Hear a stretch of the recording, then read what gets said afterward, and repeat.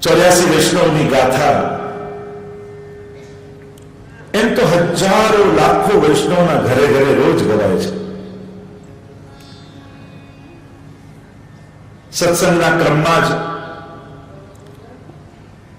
એક મહત્વનું અંગ સત્સંગનું જેને કહી શકાય એવી આપણી 84 વૈષ્ણવની વાર્તા અને એવા વિષયની સાથે 7 દિવસ સુધી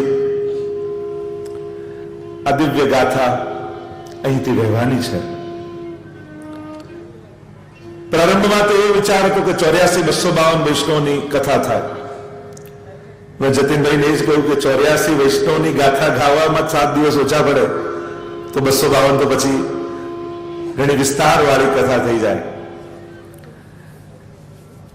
તો એક અવસર લગભગ 2-3 વર્ષ બાદ પુનઃ આપ લોકોની સાથે સત્સંગ કરવાનો આ એક અવસર ફરી પ્રાપ્ત થયો છે.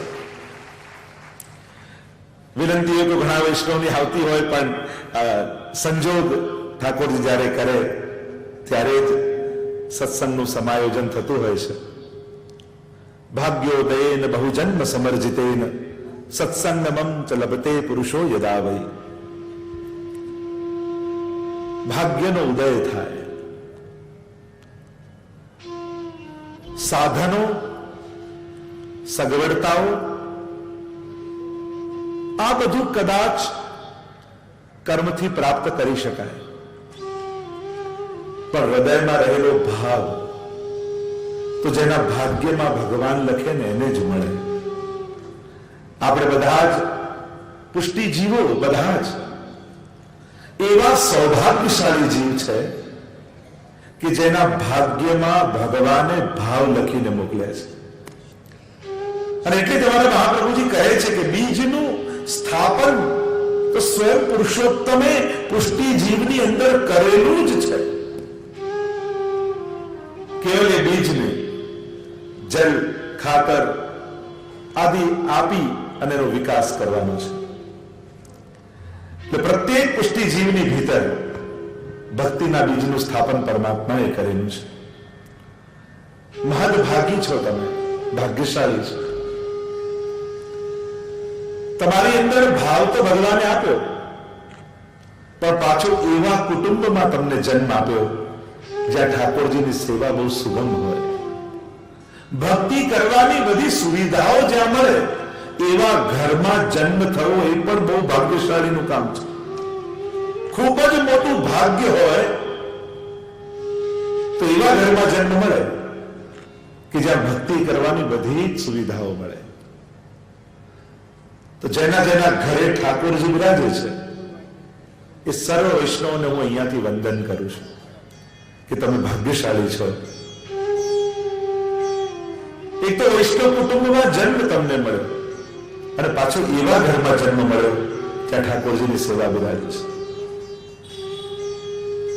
એટલે એ ચહેરો ભાગ્યશાળી છે જે ભગવાનની નજર જેના ઉપર રોજ પડે છે. તમે ભાગ્યશાળી છો કારણ કે રોજ ઠાકોરજી તમને જુએ છે. એક વસ્તુ યાદ રાખજો, ભગવાન દર્શન બધાને આપે પણ નજર બધાને આપતા નથી. આપણે બધા જ પ્રભુને જોઈ શકીએ પણ પ્રભુ આપણી સામે જુએ એ બહુ દુર્લભ છે. ગુરુએ પોતાના ભક્તોની ગાથા ગાઈ છે એવી આ 84-252 ગાથા છે. મહાપ્રભુજીના સેવકો કેવળ 84 જ નથી, એ તો અનેક સેવકો છે. તમે વાર્તા સાહિત્યમાં પણ જોશો તો કોઈ એક વૈષ્ણવની વાર્તા આવે તો એમાં એમ પણ આવે કે એમના પત્ની, એમના બાળકો બધા શરણે આવ્યા. પણ આ 84 વૈષ્ણવ એ બહુ સૂચક છે. 84 શબ્દ ગોકુલનાથજીના પ્રસંગમાં આવે છે. એકવાર શ્રી ગોકુલેશ પ્રભુ ભાગવતજીની, સુબોધનીજીની ગાથા ગાઈ રહ્યા હતા. પોથીજી ખોલી અનેક વૈષ્ણવ બિરાજમાન છે સન્મુખમાં અને ભાગવતજીની કથા પ્રારંભ તો કરી પણ એમાં કોઈ ભગવદીઓની ચર્ચા ચાલી, ભક્તોના ચરિત્ર નીકળ્યા. અને એમ પણ ભગવાનના ગુણોને સમજાવવા માટે કોઈને કોઈ ભક્તોની કથા તો કહેવી જ પડે. ભગવાન દયાળુ છે એમ સમજાવવું હોય તો શું કરે?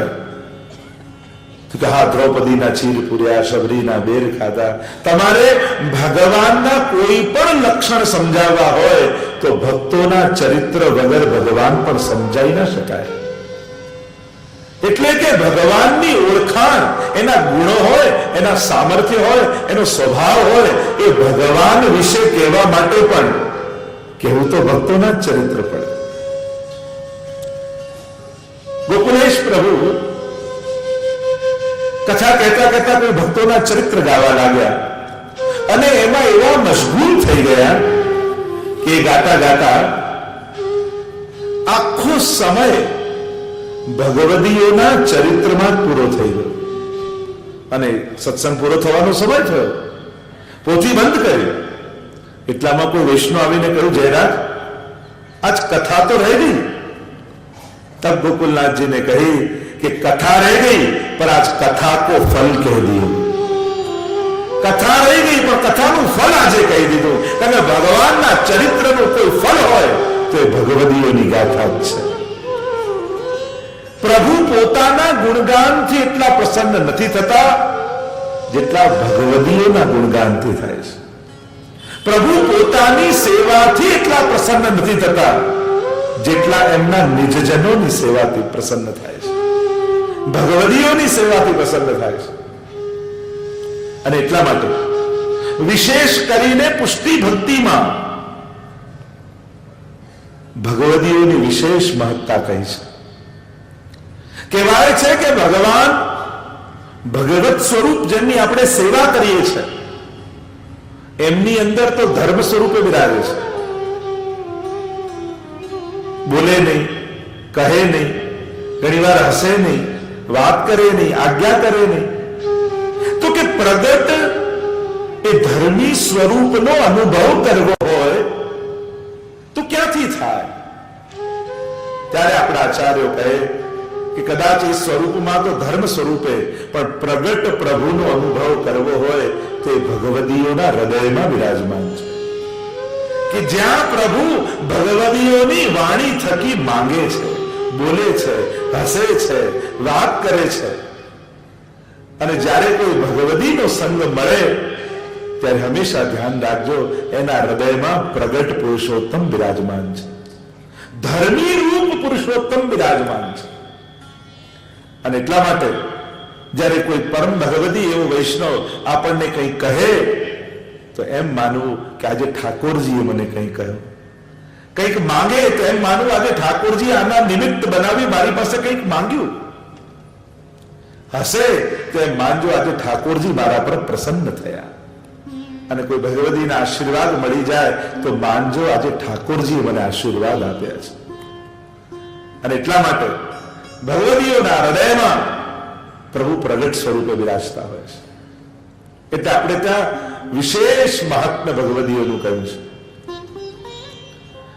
84 વૈષ્ણવની વાર્તા અને 252 વૈષ્ણવની વાર્તા, નિજ વાર્તા, ઘરુ વાર્તા, અનેક પ્રકારનું વાર્તા સાહિત્ય આપણે ત્યાં ઉપલબ્ધ છે. વાર્તા એટલે તમે એમ ન માનતા કે જે નાનપણમાં આપણે કોઈ વાર્તાઓ સાંભળતા એવી આ કાલ્પનિક વાર્તાઓ છે. ઇતિ વાર્તા સંસ્કૃત શબ્દ છે. આ તો સત્ય ઘટનાઓ છે. શ્રી ગોકુલેશ પ્રભુએ એટલો પરિશ્રમ લીધો.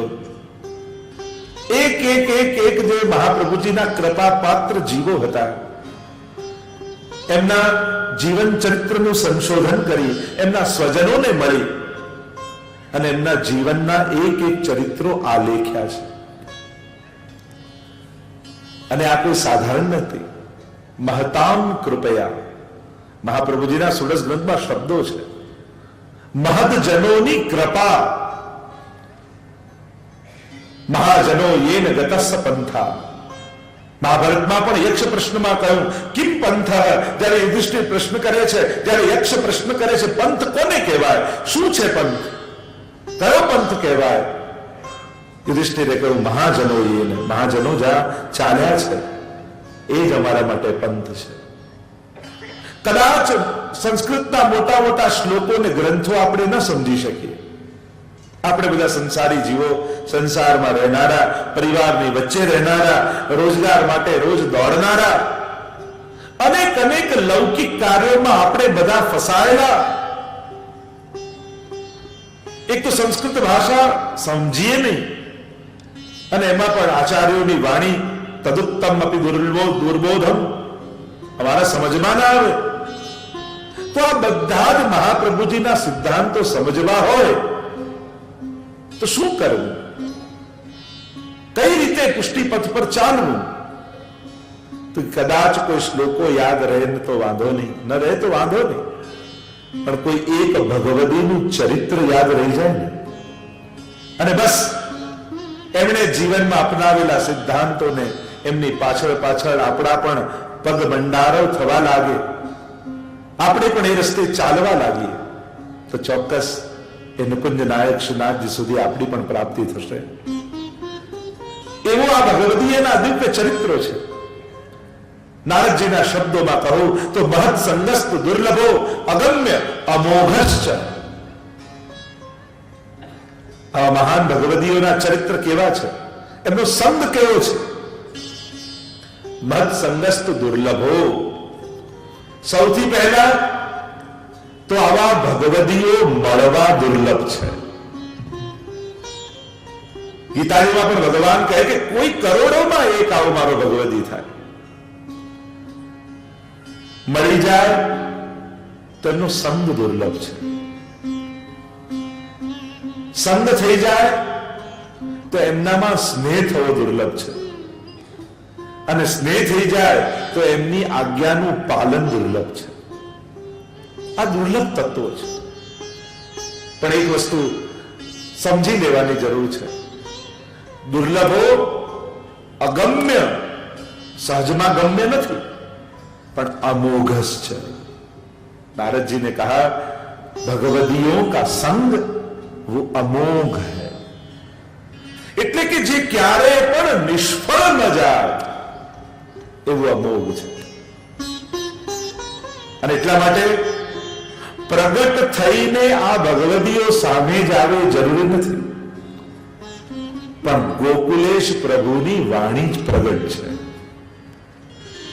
એટલે જ્યારે પણ કોઈ વાર્તા વાંચો અને એનું પાનું ખોલો તો એવું ના વિચારતા કે કોઈ ચોપડીનું પાનું ખોલ્યું, ત્યારે એમ વિચારજો કે એમના ઘરનો દરવાજો તમે ખટખટાવ્યો છે, એમના ઘરનું દ્વાર ખટખટાવ્યું છે. અને જ્યારે એમની વાર્તામાં તમે પ્રવેશ કરો છો ત્યારે એ જે વાર્તા તમે વાંચતા હો છો ત્યારે એ ભગવદીએ તમારી સન્મુખ આવીને ઠાડા હોય છે. હંમેશા એવો જ વિચાર કર્યો કે આ ભગવદી મારી સામે બિરાજમાન છે અને હું એમની વાર્તાનું વાંચન કરી રહ્યો છું. આમ વિચાર કરીને જ્યારે વાર્તાનું વાંચન કરશો તો અલૌકિક ભાવ આવશે. ઠાકોરજીને ખૂબ આનંદ આવે છે ભગવદીઓના ચરિત્રના વાંચનમાં, શ્રવણમાં. તો આ 84 વૈષ્ણવ શ્રી ગોકુલેશ પ્રભુએ પ્રગટ કરી વાર્તાઓ, અને શ્રી હરિરાય મહાપ્રભુજીએ એના ઉપર ભાવ પ્રકાશ લખ્યો છે. કારણ કે આચાર્યોની વાણી દુર્બોધ હોય છે, સહજમાં સમજમાં ના આવે. અને માણસ સમજે તો એ કેટલું સમજે, પોતાની બુદ્ધિનું સામર્થ્ય હોય એટલું જ ને. જે સમજાવવા માંગે છે એ ક્યાં આપણને સમજમાં આવે છે. જ્યારે કોઈ પણ વસ્તુ આપણે વાંચીએ, સાંભળીએ તો આપણને મને સમજાય ગયું આપણે એમ કહીએ, એટલે એનો અર્થ શું થયો? આપણી જેટલી બુદ્ધિ છે એ પ્રમાણે આપણે અર્થઘટન કરી લીધું. પણ ખરેખર જે કહે છે, જે બોલે છે, જે લખે છે, એ જે સમજાવવા માંગે એ સમજમાં આવ્યું કે નહીં એ આપણને ક્યાં ખબર પડે છે. અને એટલે જ તો અમારા નવલાજીએ તમને બધાને, આપણને બધાને સૂત્ર આપ્યું, સુન્યો પર સમજ્યો નહીં. આજે પ્રથમ નવલાજીની વાર્તાનો પ્રસંગ લઈશું. મારા માટે પણ કઠિન વાત છે કે 7 દિવસમાં 84 વૈષ્ણવ ની ગાથા ગાઈ લેવી. પણ મારે તો ગાવી જ છે 84 વૈષ્ણવનો મારો તો પ્રયાસ રહેશે જ કે 84 વૈષ્ણવની ગાથા ગામ 12 × 84 એટલે એક દિવસમાં જો 12 વૈષ્ણવની વાર્તા કરું તો 84 વૈષ્ણવ થઈ જાય. એટલે પ્રયાસ તો કરીશ પણ ખાતરી નથી આવતી, કારણ કે મારું લક્ષ્ય એમને પતાવવાનું હતું જ નથી. મારું લક્ષ્ય તો પહોંચાડવાનું હોય છે કે વાર્તા તમારા સુધી પહોંચી જાય એટલું મારું કામ પત્યું. મારે ક્યાં ચોપડી પૂરી કરવી છે, મારે ક્યાં પુસ્તક ગ્રંથો પૂરા કરવા છે.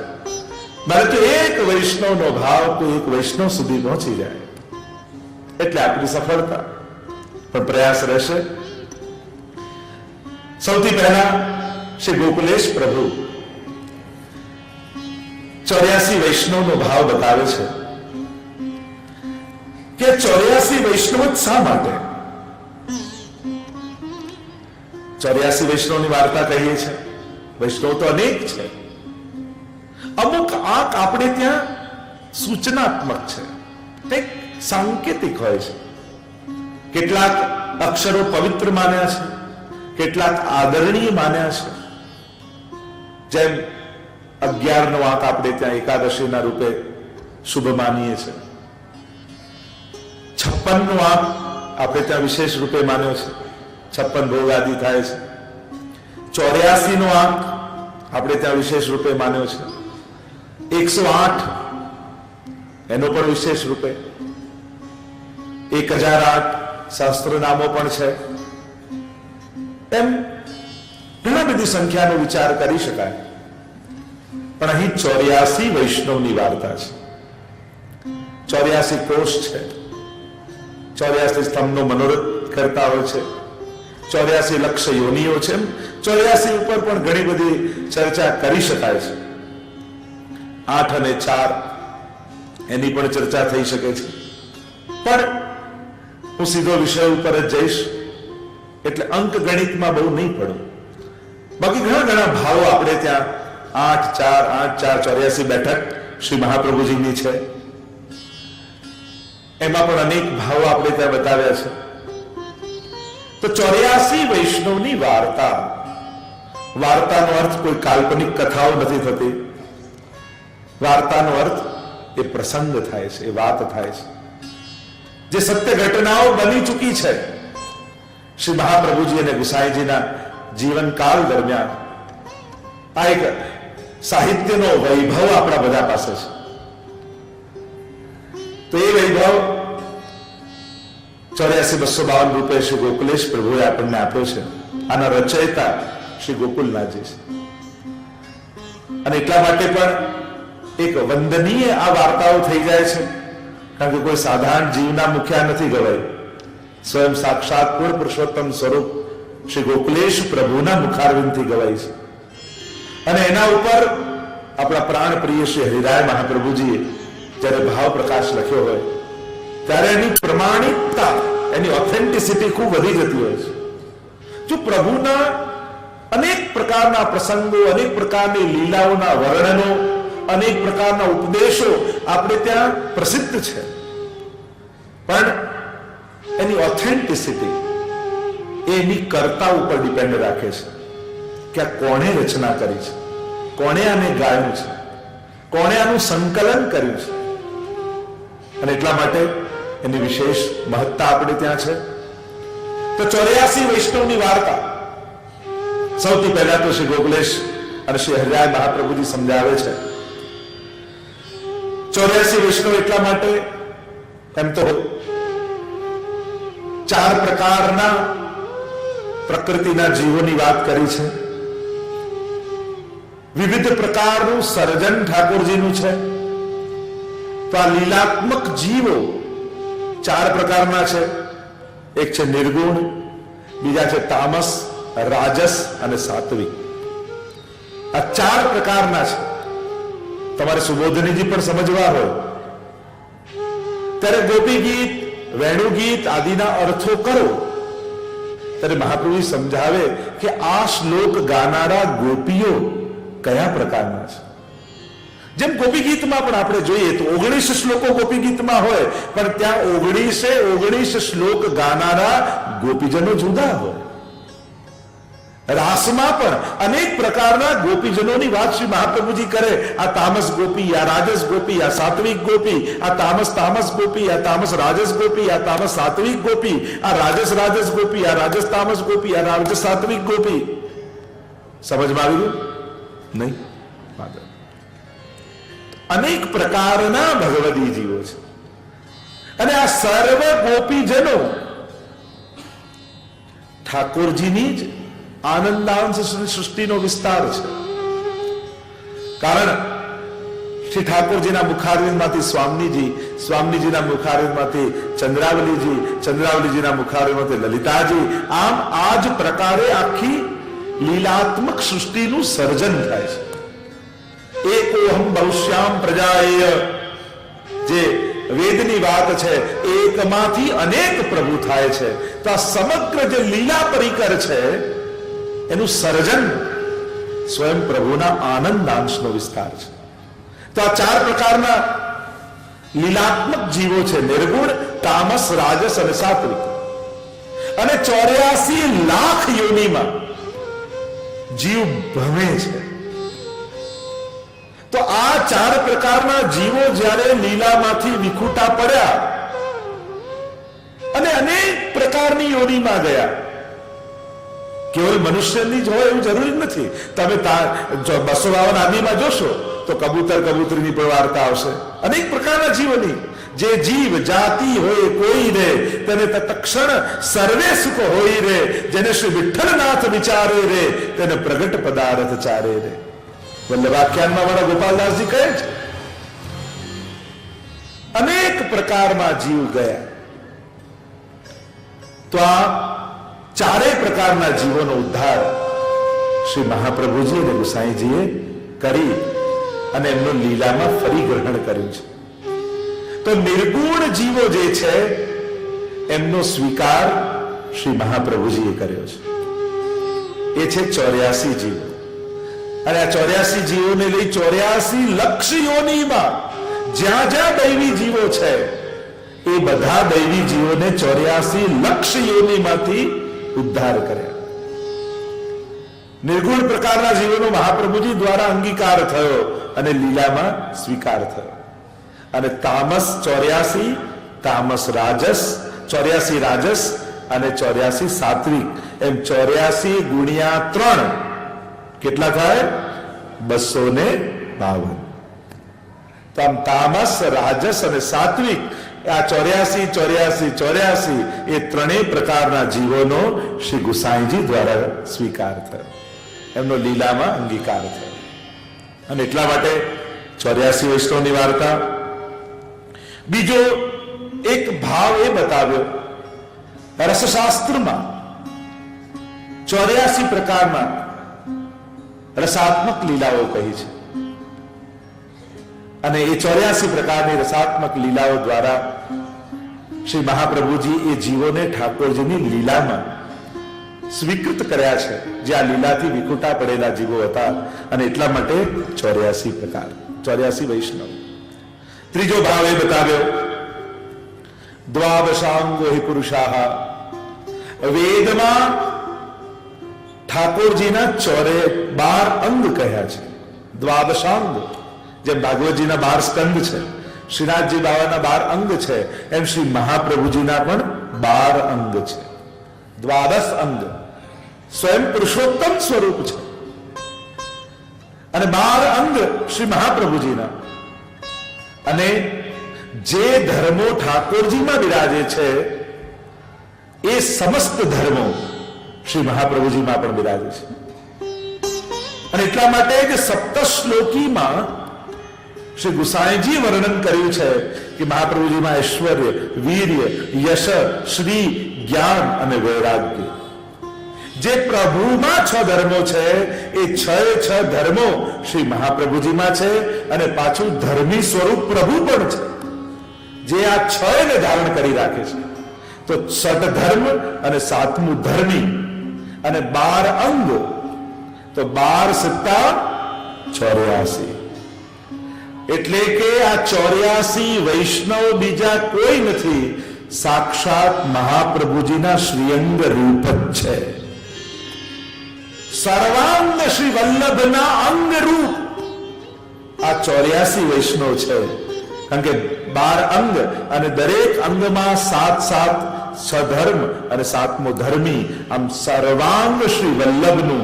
તો એટલું હું ચોક્કસ કહીશ, જો ભાગવતજી શ્રીનાથજીનું વાંગમય સ્વરૂપ છે તો આ 84 વૈષ્ણવનો ગ્રંથ એ શ્રી વલ્લભનું સાક્ષાત સ્વરૂપ છે. કારણ કે એટલે 84 વૈષ્ણવ કયા છે, કારણ કે સાક્ષાત શ્રી વલ્લભના અંગરૂપ આ વૈષ્ણવ છે. ત્યારે વહુજીને શંકા પડી કે આવું થોડી હોય, આવું કઈ રીતે હોઈ શકે કે સાક્ષાત ગુસાઈજીના નેત્રોના કીકી રૂપ આ ચાચાજી છે. ત્યારે ગુસાઈજી જાણી ગયા અને આપના વહુજીની શંકાનું સમાધાન કરવા માટે એકવાર ચાચા હરિવંશજી જઈ રહ્યા હતા અને ત્યારે એક પથ્થરની ઠેસ એમના પગમાં વાગી અને પગમાં વાગી તો લોહીની ધારા વહેવા લાગી. અને જ્યારે આ સમાચાર ગુસાઈજી અને વહુજી બિરાજેલા છે અને વહુજીને સમાચાર મળ્યા કે ચાચાજીને પગની ઠોકર વાગી છે અને પગમાંથી લોહી વહે છે, અને આ સાંભળતાની સાથે જ્યાં ગુસાઈજીના મુખારવિંદ સામે જોયું તો ગુસાઈજીના નેત્રોની કીકીઓ લાલ લાલ થઈ ગઈ હતી અને એમાંથી લોહીની ધારા વહેવા લાગી.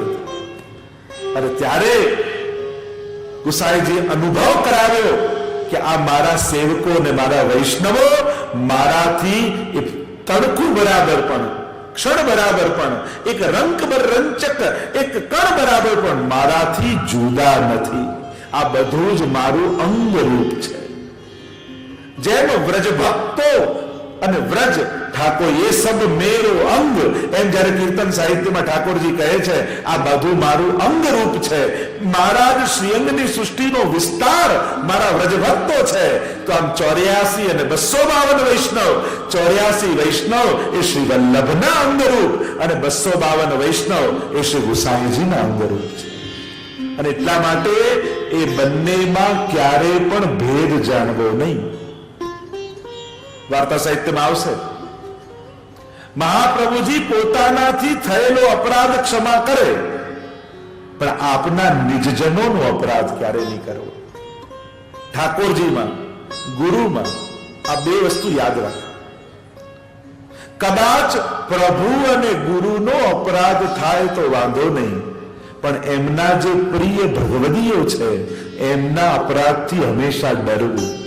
વૈષ્ણવ કે પ્રભુ જેનાથી રાજી છે એ મારાથી નારાજ ન થઈ જાય એની સાવધાની બધાએ રાખવી. મારા વલ્લભ, મારા ઠાકોરજી જેનાથી રાજી છે એ મારાથી નારાજ ન થાય એના માટે સાવધાન રહેવું. તો 84 વૈષ્ણવ એ સાક્ષાત શ્રી વલ્લભના અંગ રૂપ, શ્રીમદ વલ્લભ રૂપ સુરંગે અંગ અંગ પ્રતિ ભાવન કે ભૂષણ. આ ભાવોના ભૂષણ કયા, ક્યાંથી આવ્યા ભાવોના ભૂષણ?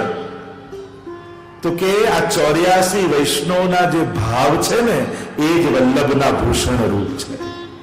એટલે જ કહ્યું ભાવન કે ભૂષણ और વૃંદાવન સંપત્તિ અંગ અંગે. અને એમના માથે બિરાજતા ઠાકોરજી એ જ શ્રી વલ્લભના રોમ રોમમાં વ્યાપેલા છે, એ જ ભગવદ્રસ વ્યાપેલો છે. અને એટલા માટે આ 84 વૈષ્ણવના ભાવો એ શ્રી વલ્લભના શ્રૃંગાર છે. તો આમ 84 વૈષ્ણવનો એક ભાવ એ બતાવ્યો કે સાક્ષાત મહાપ્રભુજીના અંગરૂપ. બીજો એક ભાવ 84 વૈષ્ણવનો એ બતાવ્યો કે આ 84 વૈષ્ણવ જ શા માટે કયા? તો કહ્યું કે ઠાકોરજી ની લીલા ભૂમિ એ વ્રજમંડલ, અને વ્રજમંડલ 84 કોષમાં વ્યાપેલું છે. આજે પણ લીલી પરિક્રમા લખ્યું તો 84 કોષ લીલી પરિક્રમા એમ કહીએ ને આપણે. 84 કોષમાં આખું વ્રજમંડલ વ્યાપેલું છે કે જ્યાં પ્રભુની અખંડ લીલાઓ થઈ રહી છે, જ્યાં પ્રભુના ચરણારવિંદ નિત્ય બિરાજે છે, નિત્ય ઠાકોરજી વ્રજભક્તો સાથે ત્યાં વિહાર કરે છે.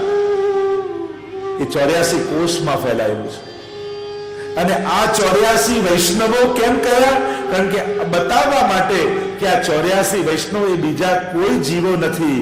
આ જે વ્રજ લીલા ઠાકોરજીએ જે કરી હતી 84 કોષમાં, અને એ લીલાઓમાં જે જે ભક્તો ઉપર ઠાકોરજીએ કૃપા કરી હતી એ જ વ્રજ ભક્તો લીલાથી વિખુટા પડી ભૂતલ પર આવ્યા છે.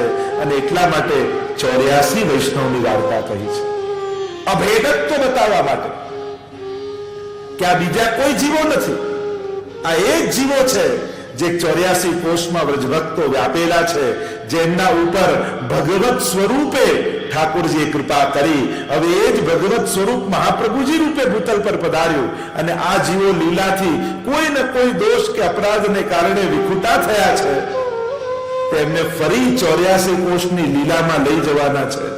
અને એટલા માટે સંકેત 84 વૈષ્ણવના નામથી કરે છે. તો આમ અનેક અનેક ભાવો 84 વૈષ્ણવના બતાવ્યા. બીજા ઘણા ભાવાત્મક અર્થો પણ બતાવ્યા છે કે આ 84 વૈષ્ણવ છે કોણ. અનેક પ્રકારના સુંદર સુંદર ભાવો આપણા ભગવદીઓ આચાર્યોએ કર્યા છે. તો આમ એટલા માટે 84 વૈષ્ણવ, કારણ કે 84 કોષની લીલામાંથી વિખુટા પડેલા.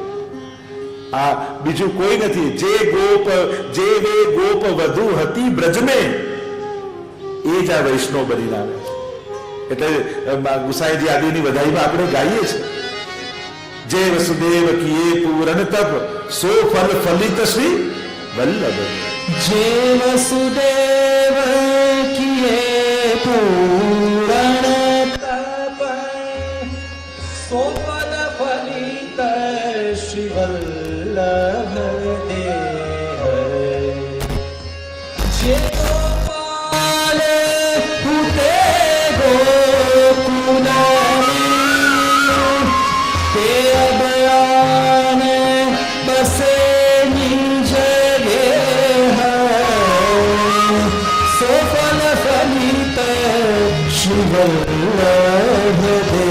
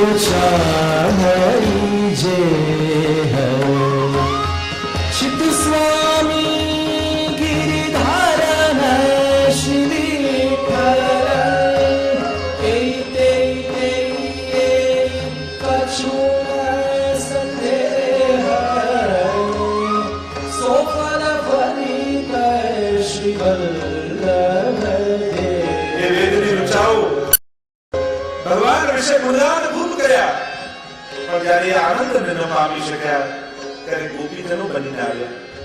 અને એ જ લીલાના સર્વ ગોપીજનો આ 84 વૈષ્ણવ રૂપે પ્રાપ્ત થયા છે.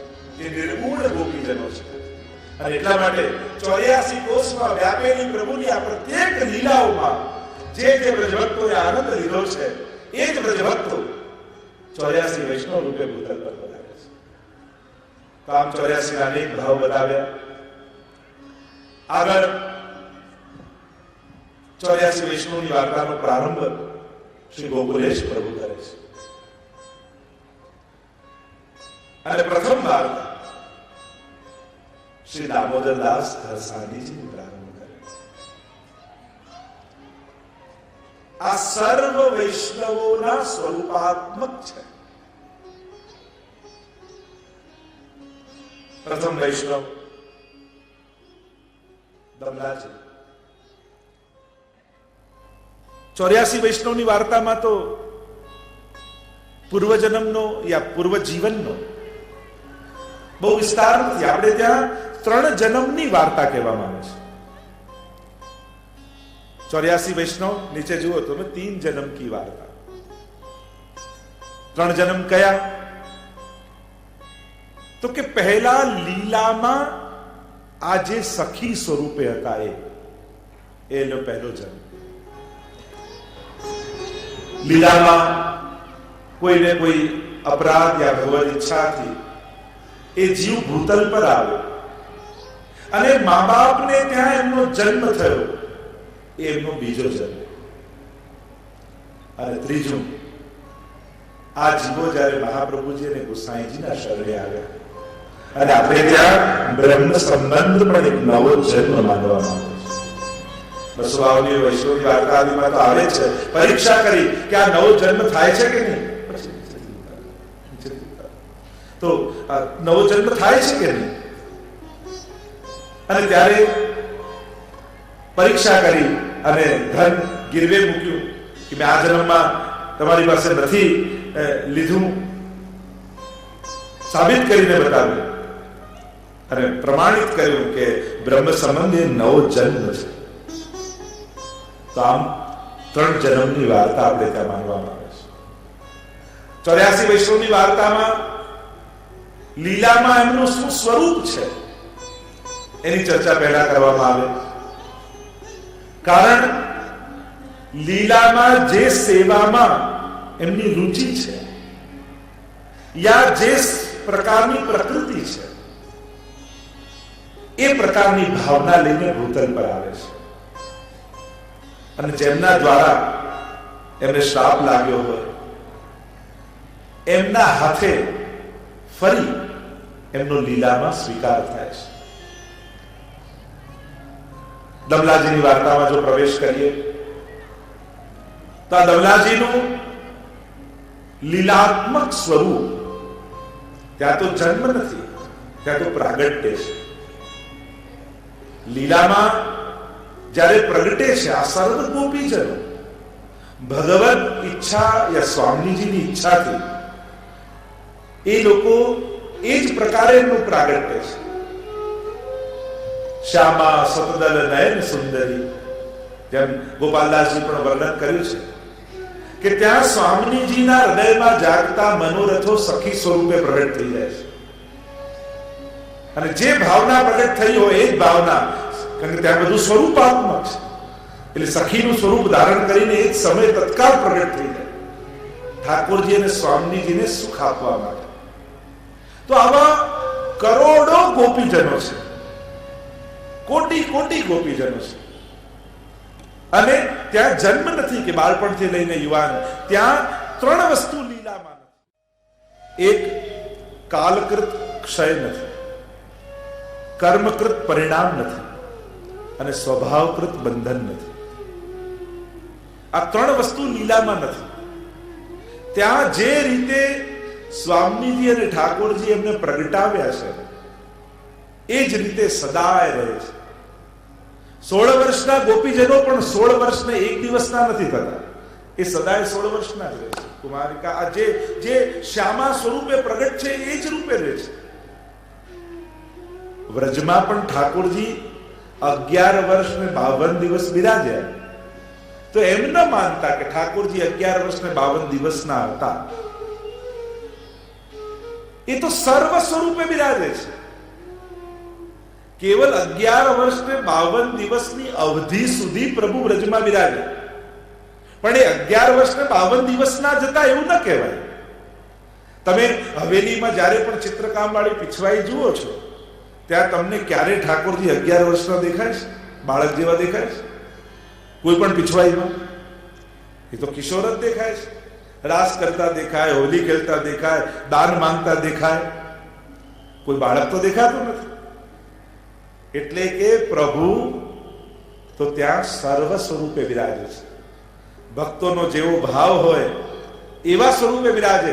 જેનો બાલ ભાવ છે એના માટે બાળકે હોય, જેના માટે કિશોર ભાવ હોય એના માટે કિશોર પણ હોય. અને એટલા માટે ઠાકોરજીને આયુષ્યનું યા વયનું બંધન ન બનાય. એ તો ભક્તોના ભાવને ધારણ કરી એવા વયના ઠાકોરજી થઈને ભક્તોને પ્રાપ્ત થાય છે. તો આ ગોપીજનો જે લીલામાં બિરાજે છે, સીધો વિષય પર આવો. શ્રી દમલાજીનું સ્વરૂપ લીલામાં લલિતાજીનું સ્વરૂપ છે, મધ્યાજી સ્વરૂપે છે. એટલે કે મધ્યાજી સ્વરૂપ એટલે ઠાકોરજી અને સ્વામીજી આ બંનેની લીલામાં એ માધ્યમ બને છે, એટલે મધ્યાજી છે. એ માન લીલા હોય એ દાન લીલા હોય, એ રાસ લીલા હોય, એ ખેલ લીલા હોય, અનેકવિધ પ્રકારની લીલાઓમાં આમનો રોલ, આમનું કાર્ય મધ્યાજીનું છે. એટલે કે યુગલ સ્વરૂપની અંદર અનેક રસાત્મક લીલાઓ પ્રગટ થાય, અનેકવિધ પ્રકારની લીલાઓ એ કરે, એના નિમિત્ત આ બને છે. અને બંનેને કેમ સુખ થાય, બંનેને કેમ આનંદ થાય, બંનેના મનોરથો કેમ પૂર્ણ થાય, એમાં આ નિમિત્ત બને છે. એવું આ લલિતાજીનું સ્વરૂપ છે. બંનેના સુખનો વિચાર કરી બંનેને આનંદ પ્રગટાવે.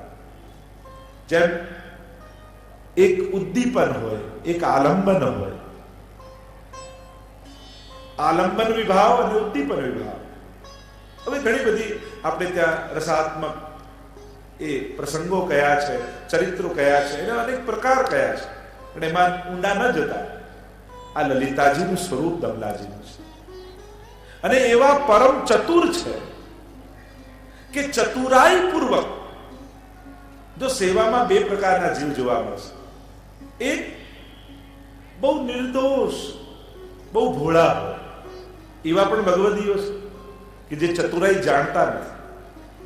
અને બીજા એવા છે જે પરમ ચતુર છે. અને ચતુરાઈ તાકી સાચી. ચતુરાઈ કહ્યું સોહી કુશળતાસ પરમાનંદ જો હરિ સન્મુખ દાય. કુશળતા અને ચતુરાઈ એટલે આ સંસારમાં આપણે જેને ચતુરાઈ માનીએ છીએ એ તો પતનની સૌથી મોટી મૂર્ખતાઓ હોય છે. આપણે લૌકિકમાં હોશિયાર કોને કહીએ? જેને બીજાને છેતરતા આવડે એ સ્માર્ટ કહેવાય. આપણી તો વ્યાખ્યા શું? જે દીકરો આપણો બહુ હોશિયાર હોય, છેતરીને બીજાનું લઈ આવતો હોય, આ મારો બહુ સ્માર્ટ છે, અને પેલો ભોળો, આ ભગવાનનો માણસ. આપણી તો વ્યાખ્યાઓ એવી હોય છે. એટલે કે ભગવાનનો માણસ એ જેને બધા છેતરી જતા હોય, અને ચતુર એ જેને બીજાને છેતરતા આવડતું. તો આ બધી ચતુરાઈ નહીં. ભક્તિ માર્ગમાં ચતુરાઈ એ કે જે ઓછા સાધનોમાં પણ પ્રભુને અધિક સુખ આપી શકે, એ ચતુર.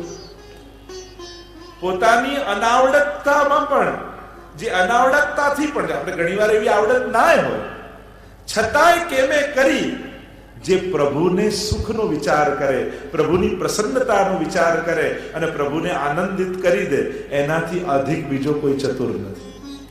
સોહી કુશલદાસ પરમાનંદ જો હરિ સન્મુખ ધાય. આ દુનિયામાં સૌથી હોશિયાર કોણ? તો પરમાનંદાસજી કહે છે કે કુશલ એ જ છે જે સંસારની આ ગીચ વનોમાંથી પણ કેમે કરી રસ્તો કાઢી અને પ્રભુની સન્મુખ પહોંચી જાય. એનાથી અધિક કોઈ કુશલ નથી. એ જ કુશલતા. બાકી બધી હોશિયારીઓ તો પતનના ભાગરૂપ હોય છે, પતનના કારણરૂપ હોય છે. અને એટલા માટે કુશલતા શીખવી હોય, ચતુરાઈ શીખવી હોય તો ભગવદીઓ પાસેથી શીખજો, તો જ પ્રભુ સ્વીકાર કરશે. બાકી આ બુદ્ધિની કુશળતાઓ તો પતન સિવાય બીજે ક્યાંય નથી લઈ જતી. અને એટલા માટે આ લલિતાજી પરમ ચતુર છે. એટલે જ શ્રી હરિરાય મહાપ્રભુજી લલિતાજીનો ભાવ પ્રકાશ લખતા એક પ્રસંગને યાદ કરે છે. અમને ચતુરાઈનું પ્રમાણ આપે છે. કેવા ચતુર છે કે એકવાર સુંદર કુંજ છે લીલામાં. એવી સુંદર કુંજ, સુંદર પુષ્પો ખીલ્યા છે. ગાઢ કુંજની અંદર સોનાના સિંહાસનમાં ઠાકોરજી અને સ્વામીજી બિરાજેલા છે. આસપાસ અનેક ગોપીજનો છે. શયનનો સમય થવા આવ્યો છે અને શયન ભોગ સરાવી અને હવે દૂધ આરોગવાનો સમય થયો છે. દૂસરા ભોગ સુંદર દૂધ, બરાસ, કેસર મેળવીને તૈયાર કર્યું છે. નિકુંજમાં ઠાકોરજી અને સ્વામીજી એવા સુહાઈ રહ્યા છે, હાંસી કરી રહ્યા છે, એકબીજાને તારી આપી રહ્યા છે, એકબીજાના મુખારવિંદને નિરખી મનમાં પ્રસન્ન થઈ રહ્યા છે. અને એટલામાં લલિતાજી, દમલાજીનું જે લીલાત્મક સ્વરૂપ,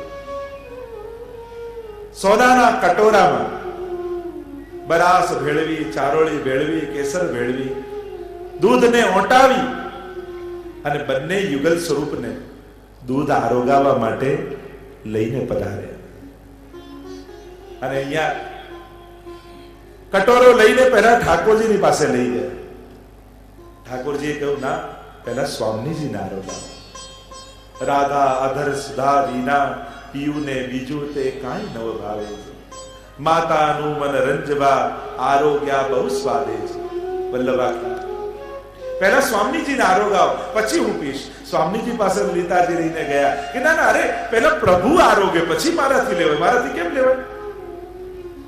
સ્વામીજી પાસે જાય તો ઠાકોરજી પાસે મોકલે, ઠાકોરજી પાસે જાય તો સ્વામીજી પાસે મોકલે. હસ હસ दूध पीवत है नाम. दूध पीवत नाथ हस हस. दूध पीवत नाथ. दूध पीवत नाथ हस हस. दूध पीवत नाथ. मधुर कोमल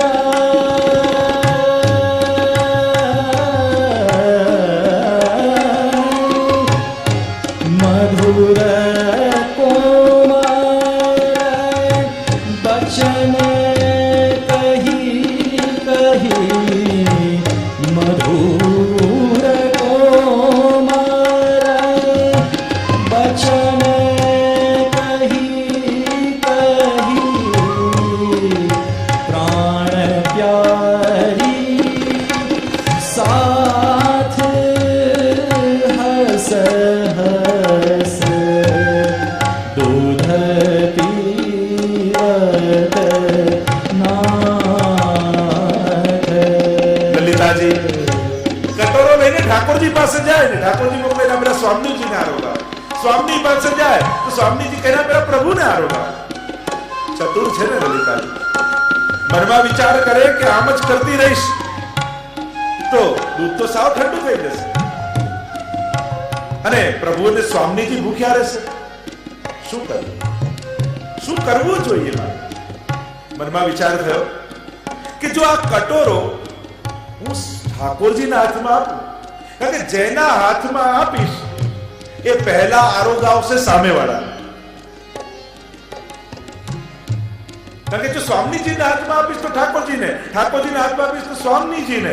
અને પ્રભુનો એવો નિયમ છે કે રાધા અધર સુધા વિના પીયુને બીજું કાંઈ ન ભાવે. જ્યાં સુધી સ્વામીજીનું આ દૂધ અધરામૃત નહીં થાય ત્યાં સુધી ઠાકોરજી આરોગવાના નથી. અને સ્વામીજીને જો પહેલા આરોગે તો સ્વામીજીના હૃદયમાં તો ઠાકોરજીનો અખંડ વાસ. એટલે એવી કઈ યુક્તિ કરું કે પહેલા સ્વામીજી આરોગે અને સ્વામીજી આરોગે તો ઠાકોરજી આપમેળે તૃપ્ત થઈ જશે. કારણ કે ચિંતામણી ચિત્ત વસિયો સજની, આ ચિંતામણી રૂપ પ્રભુ એ તો સદાય સ્વામીજીના ચિત્તમાં વસેલા જ છે.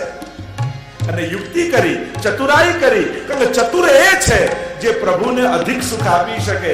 અને એટલા માટે કટોરો આપ્યો ઠાકોરજીના હાથમાં અને જ્યાં ઠાકોરજીના હાથમાં આપ્યો એટલે તુરંત ઠાકોરજીએ કટોરો લઈને સ્વામીજીને કહ્યું, લો પહેલા આપ આરોગો પછી હું આપીશ.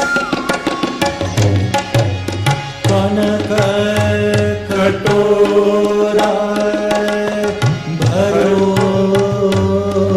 અમૃત દિયો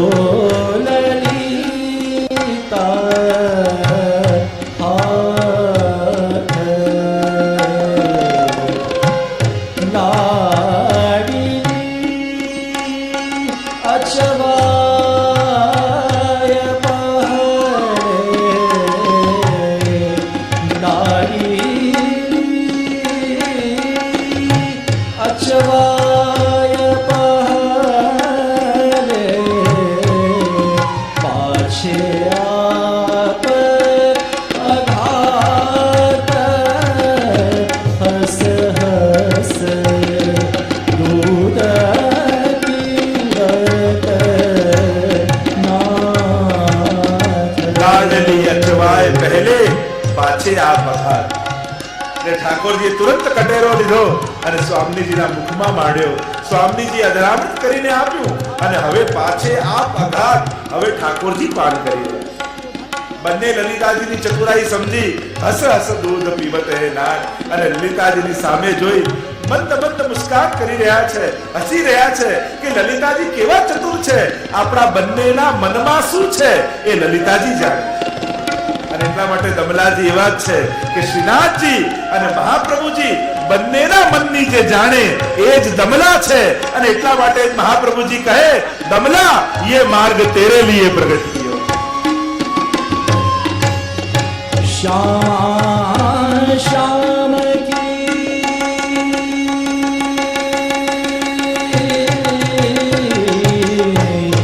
श्याम श्याम की श्याम श्याम की नवल छवि पर रसिक बल जात हस हस दूध पीवत नाथ. दूध पीवत नाथ हस हस दूध पीवत दूध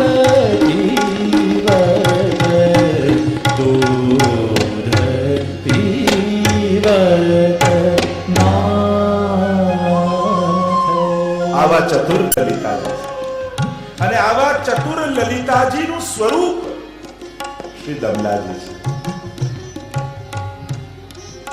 84 વૈષ્ણવની વાર્તાની વિશેષતા એ છે આની શરૂઆત અને આનો અંત. છેલ્લી વાર્તા કૃષ્ણદાસ અધિકારી અને પહેલી વાર્તા શ્રી દામોદરદાસ સરસાની. બંને લલિતાજીનું સ્વરૂપ છે. તમે બંનેનું લીલાત્મક સ્વરૂપ જોશો તો દમલાજી પણ લલિતાજીનું સ્વરૂપ અને કૃષ્ણદાસ અધિકારી પણ લલિતાજીનું સ્વરૂપ. એટલે કે આ સમસ્ત વૈષ્ણવો એ એક લલિતાજીના સ્વરૂપની ભીતર સર્વે બિરાજમાન છે. આ સમગ્ર વૈષ્ણવી સૃષ્ટિ ના પ્રતિનિધિ સ્વરૂપાત્મક સ્વરૂપ એ શ્રી દામોદરદાસ સરસાની છે.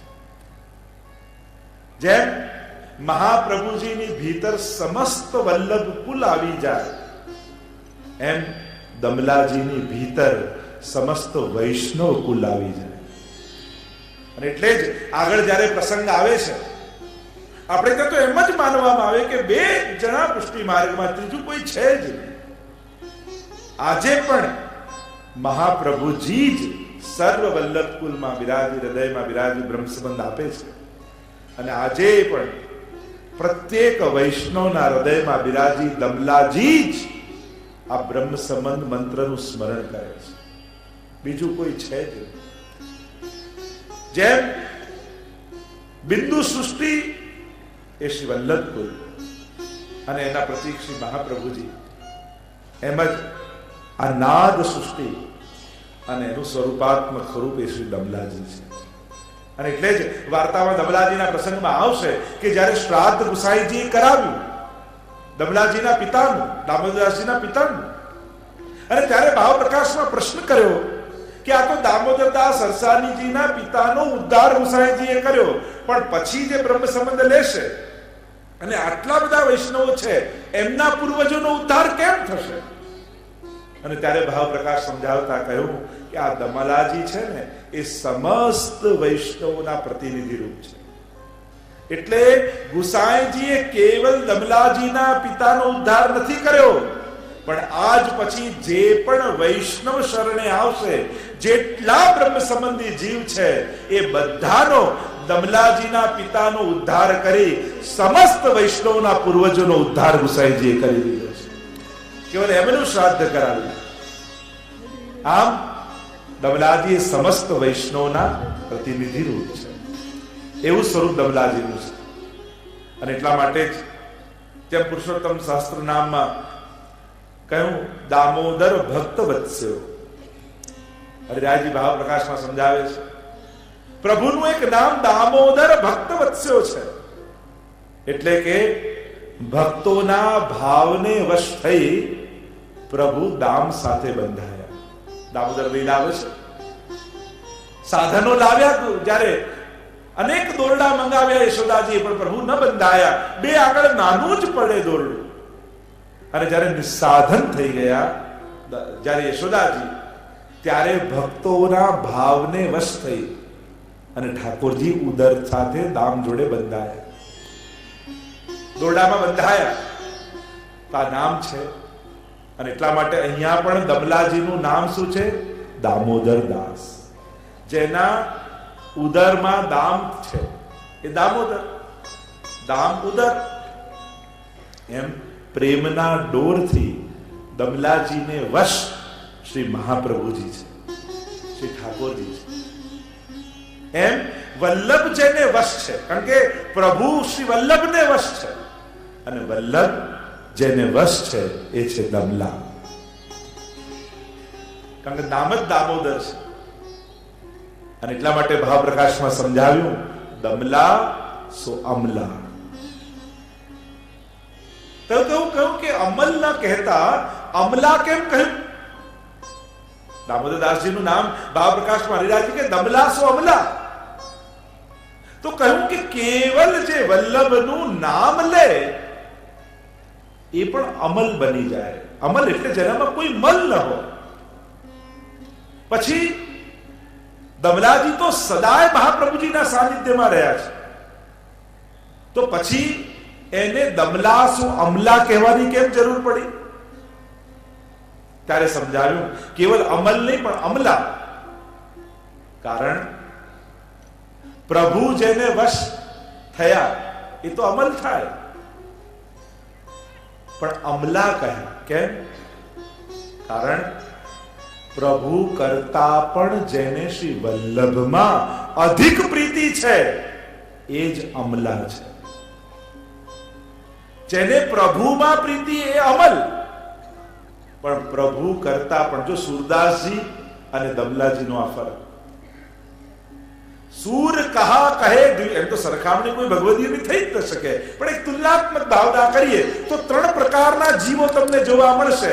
એક જે પ્રભુને અધિક કરીને જાણે છે, મહાપ્રભુજી કરતા પણ પ્રભુને અધિક કરીને જાણે, એવી વાર્તા પ્રસંગમાં આવે છે.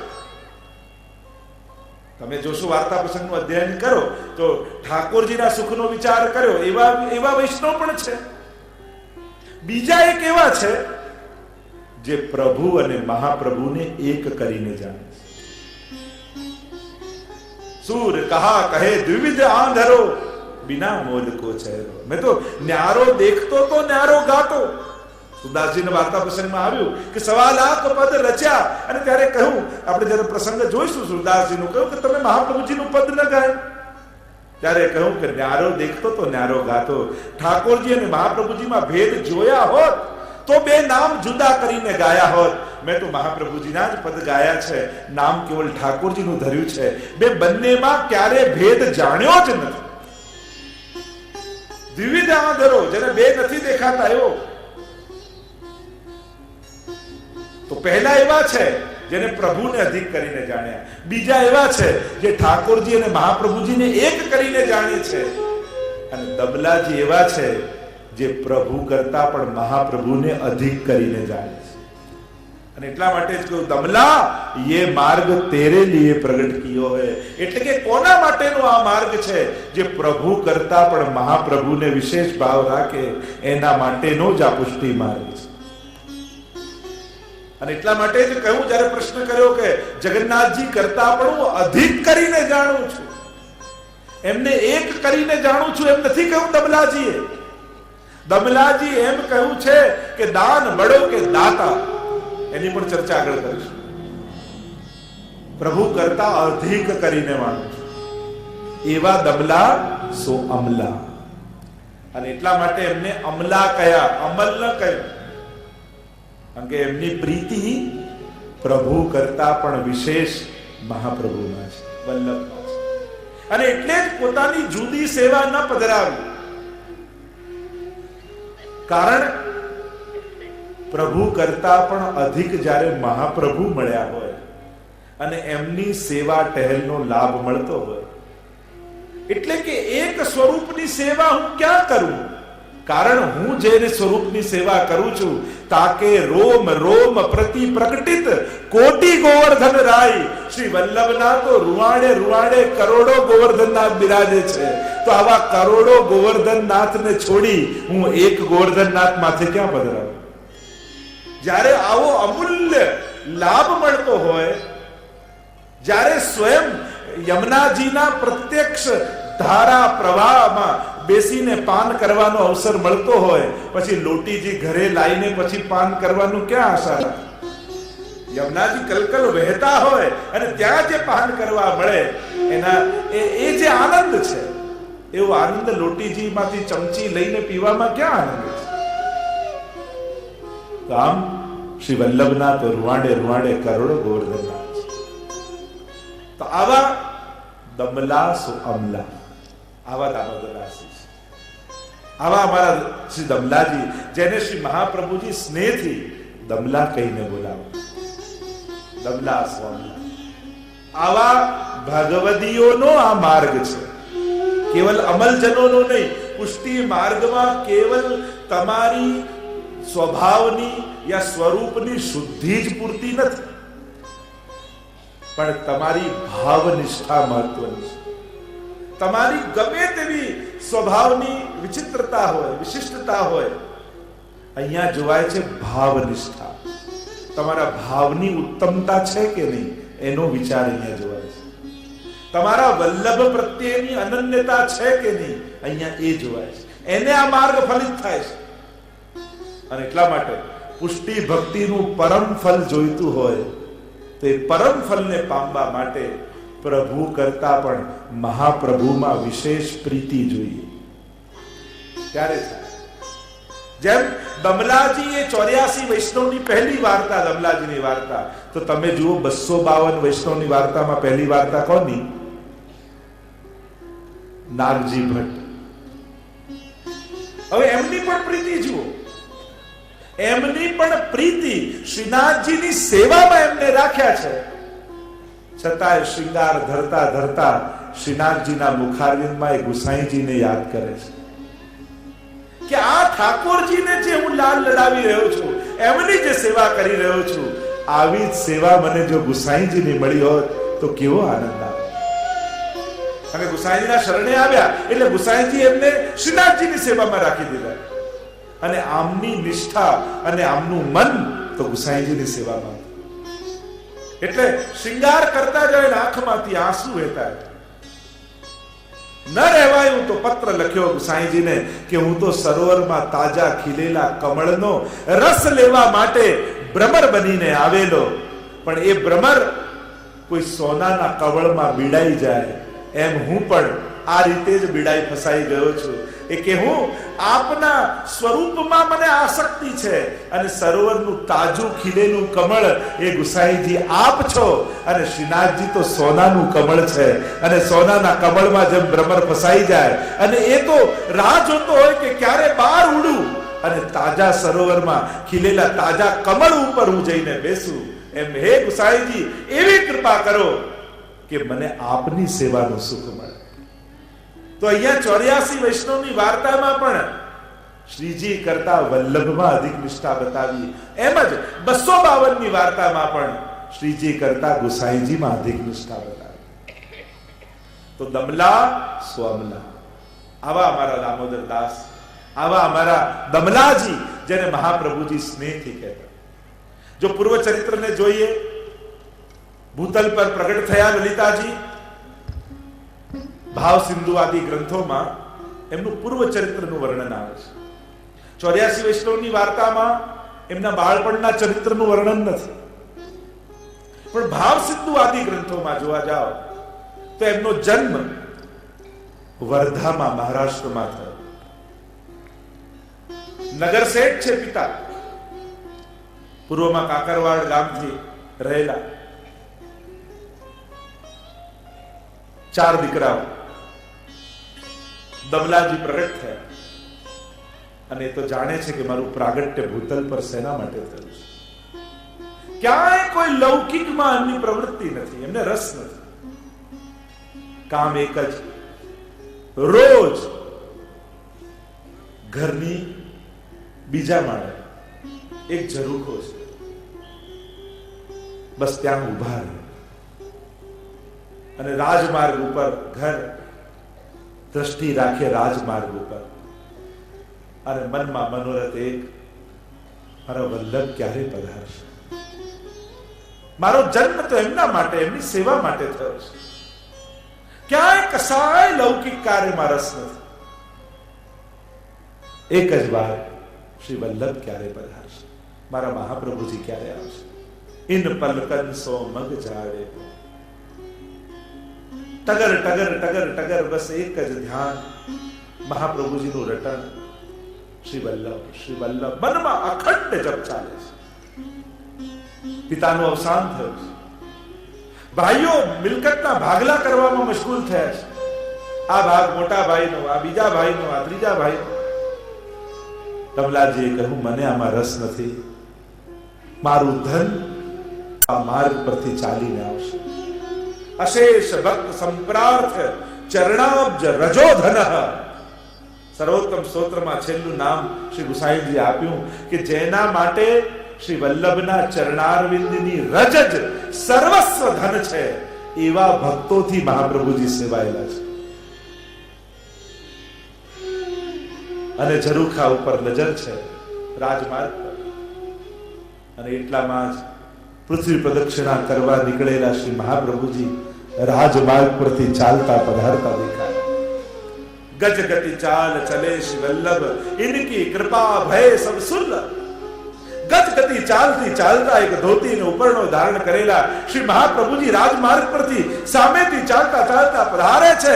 અને જ્યાં દૃષ્ટિ પડી શ્રી મહાપ્રભુજીના મુખારવિંદ પર, દમલાજી પરમ પ્રસન્ન થઈ ગયા. અને વર્ષોથી જેમની પ્રતીક્ષા કરી રહ્યો હતો, શ્રી મહાપ્રભુજી પધારી રહ્યા છે. સીડી સુદ્ધામાં નથી ગયા, ઝરૂખા ઉપરથી છલાંગ લગાવી અને મહાપ્રભુજીના ચરણારવિંદને પકડી લીધા. ચોધાર આંસુએ રડતા દમલાજી ચરણને માનો પખાડી રહ્યા છે. જલ્દી મહાપ્રભુજી એટલું બોલ્યા, દમલા અબ તો મેં આ ગયો, અબ રોવે કી કા બાત, ચલો મેરે સાથ. હવે તો મળી ગયો છું, હવે તો આપણી મુલાકાત થઈ ગઈ છે.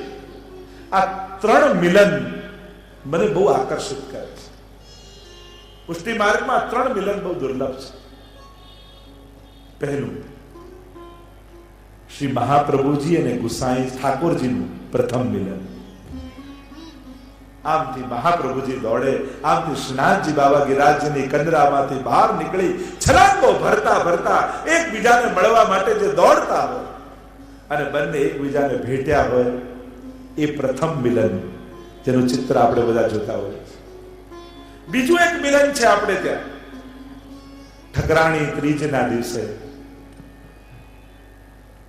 જ્યારે પ્રશ્ન કર્યો મહાપ્રભુજી સહજમાં કે દમલા યામે ગોવિંદ ઘાટ કોણ છો, ઠકરાણી ઘાટ કોણ છો. અને કલ કલ કલ કલ વહેતા યમુનાજીમાં ભ્રમરો પડવા લાગ્યા. અને 16 વર્ષ યુવતી સ્વરૂપ શ્રી યમુનાજી પધાર્યા અને કમળની છડી લઈ એક એક કમળ પર ચરણારવિંદ પધરાવતા પધરાવતા શ્રી મહાપ્રભુજી નિકટ પહોંચ્યા. અને ત્યારે મહાપ્રભુજીએ જે વંદન કર્યું, નમામિ યમુનામહં सकल सिद्धि है तुम मुदा, मुरारी पद पंकज सुरद मंदर नो कथा. નવા યમનાષ્ટકનું ગાન મહાપ્રભુજીએ કર્યું. અને ત્યારે મહાપ્રભુજી અને યમુનાજીનું પ્રથમ મિલન. અને ત્રીજું મિલન વૈષ્ણવ સૃષ્ટિને યાદ રહેતું હોય તો એ છે જ્યારે દમલાજી ચરણોમાં પડ્યા અને ત્યારે મહાપ્રભુજી એમને ઠાડા કરી પોતાના ગલેથી લગાવી લીધા. આ ત્રીજું મિલન છે શ્રી વલ્લભ અને દમલાજીનું મિલન. અને કહ્યું, ચલ દમલા મેરે સાથ.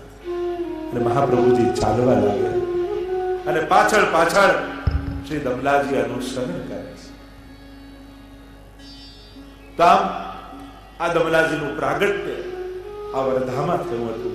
આજે પણ જયારે ચોથ આવે અને ત્યારે દમલાજીની વધાઈ, આપણે ત્યાં તો એકમાત્ર ભક્ત એવા છે, જો આપણે ત્યાં ઠાકોરજીની વધાઈ, મહાપ્રભુજીની વધાઈ, ગુસાઈજીની વધાઈ, સાથે લાલજીની વધાઈ, હરિરાયજી આદિની વધાઈ, પણ વૈષ્ણવમાં કોઈની વધાઈ ગવાતી હોય તો આપણે ત્યાં દમલાજીની વધાઈ ગવાય છે. ભક્ત શિરોમણી ભક્ત શિરોમણી રાય પ્રગટે, ભક્ત શિરોમણી રાય માઘ માસ શુક્લ ચોથ અધિક લોકની ધીરાઈ પ્રગટે, ભક્ત શિરોમણી રાય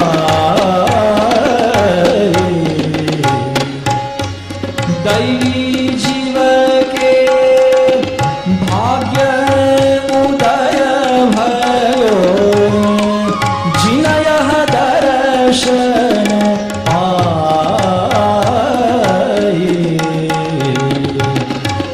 કરી કરુણા પ્રભુ ભૂતલ રાય,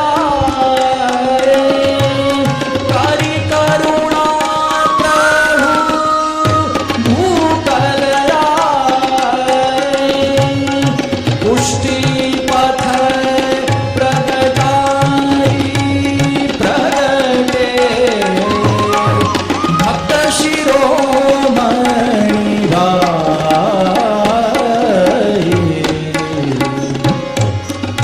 મહામહોત્સવ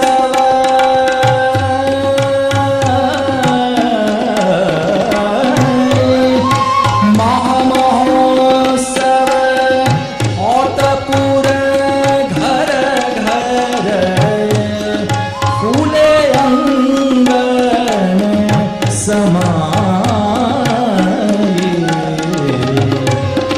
रसिक दास चित्त यही चाहत है,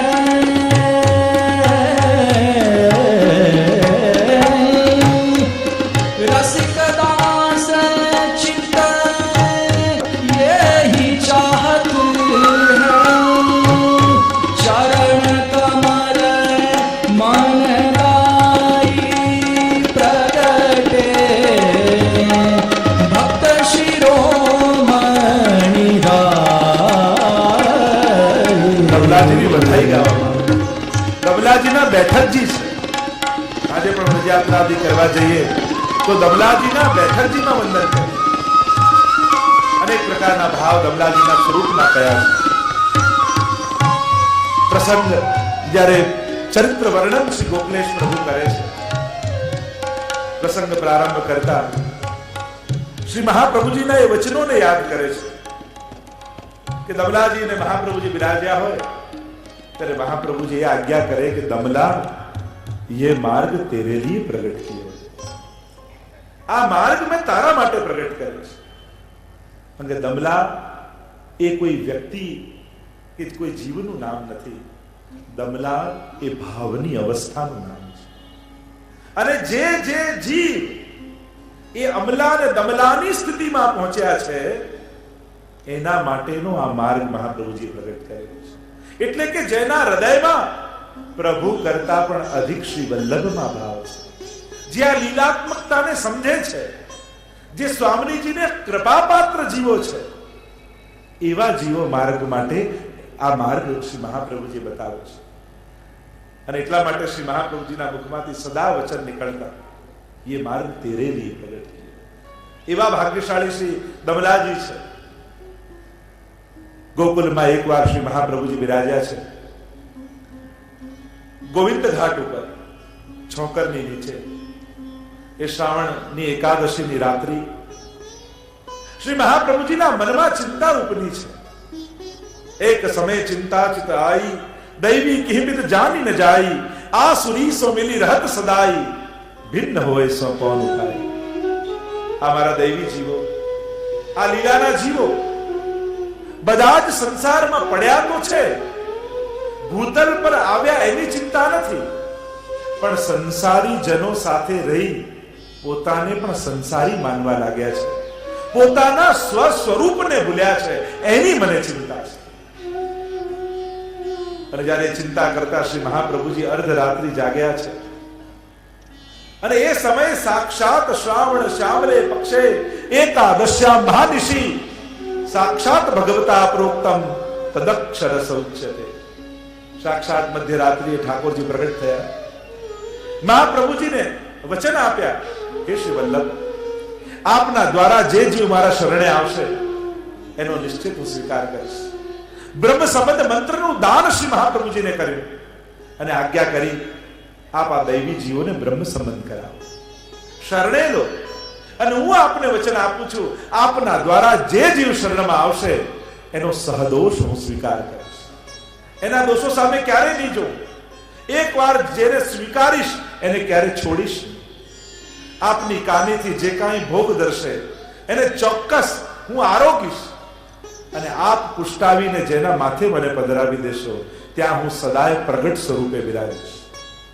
4 વચને ઠાકોરજી બંધાયા, બ્રહ્મ સંબંધ મંત્રનો ઉપદેશ આપ્યો છે.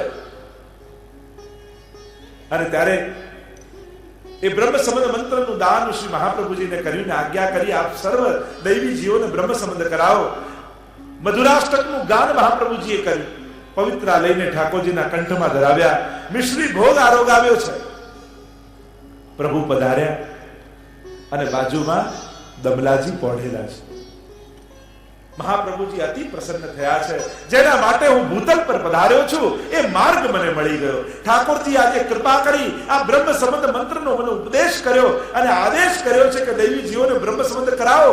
હવે જીવના સ્વભાવ સામે, એના કર્મો સામે નથી જોવાનું, હવે તો પુષ્ટિ જીવ, દૈવી જીવ દેખાય એને શરણાગત કરવાનું છે. પ્રસન્ન થઈ પોતાના આનંદને અભિવ્યક્ત કરતા મહાપ્રભુજી દમલાજી કરે, દમલા જાગ,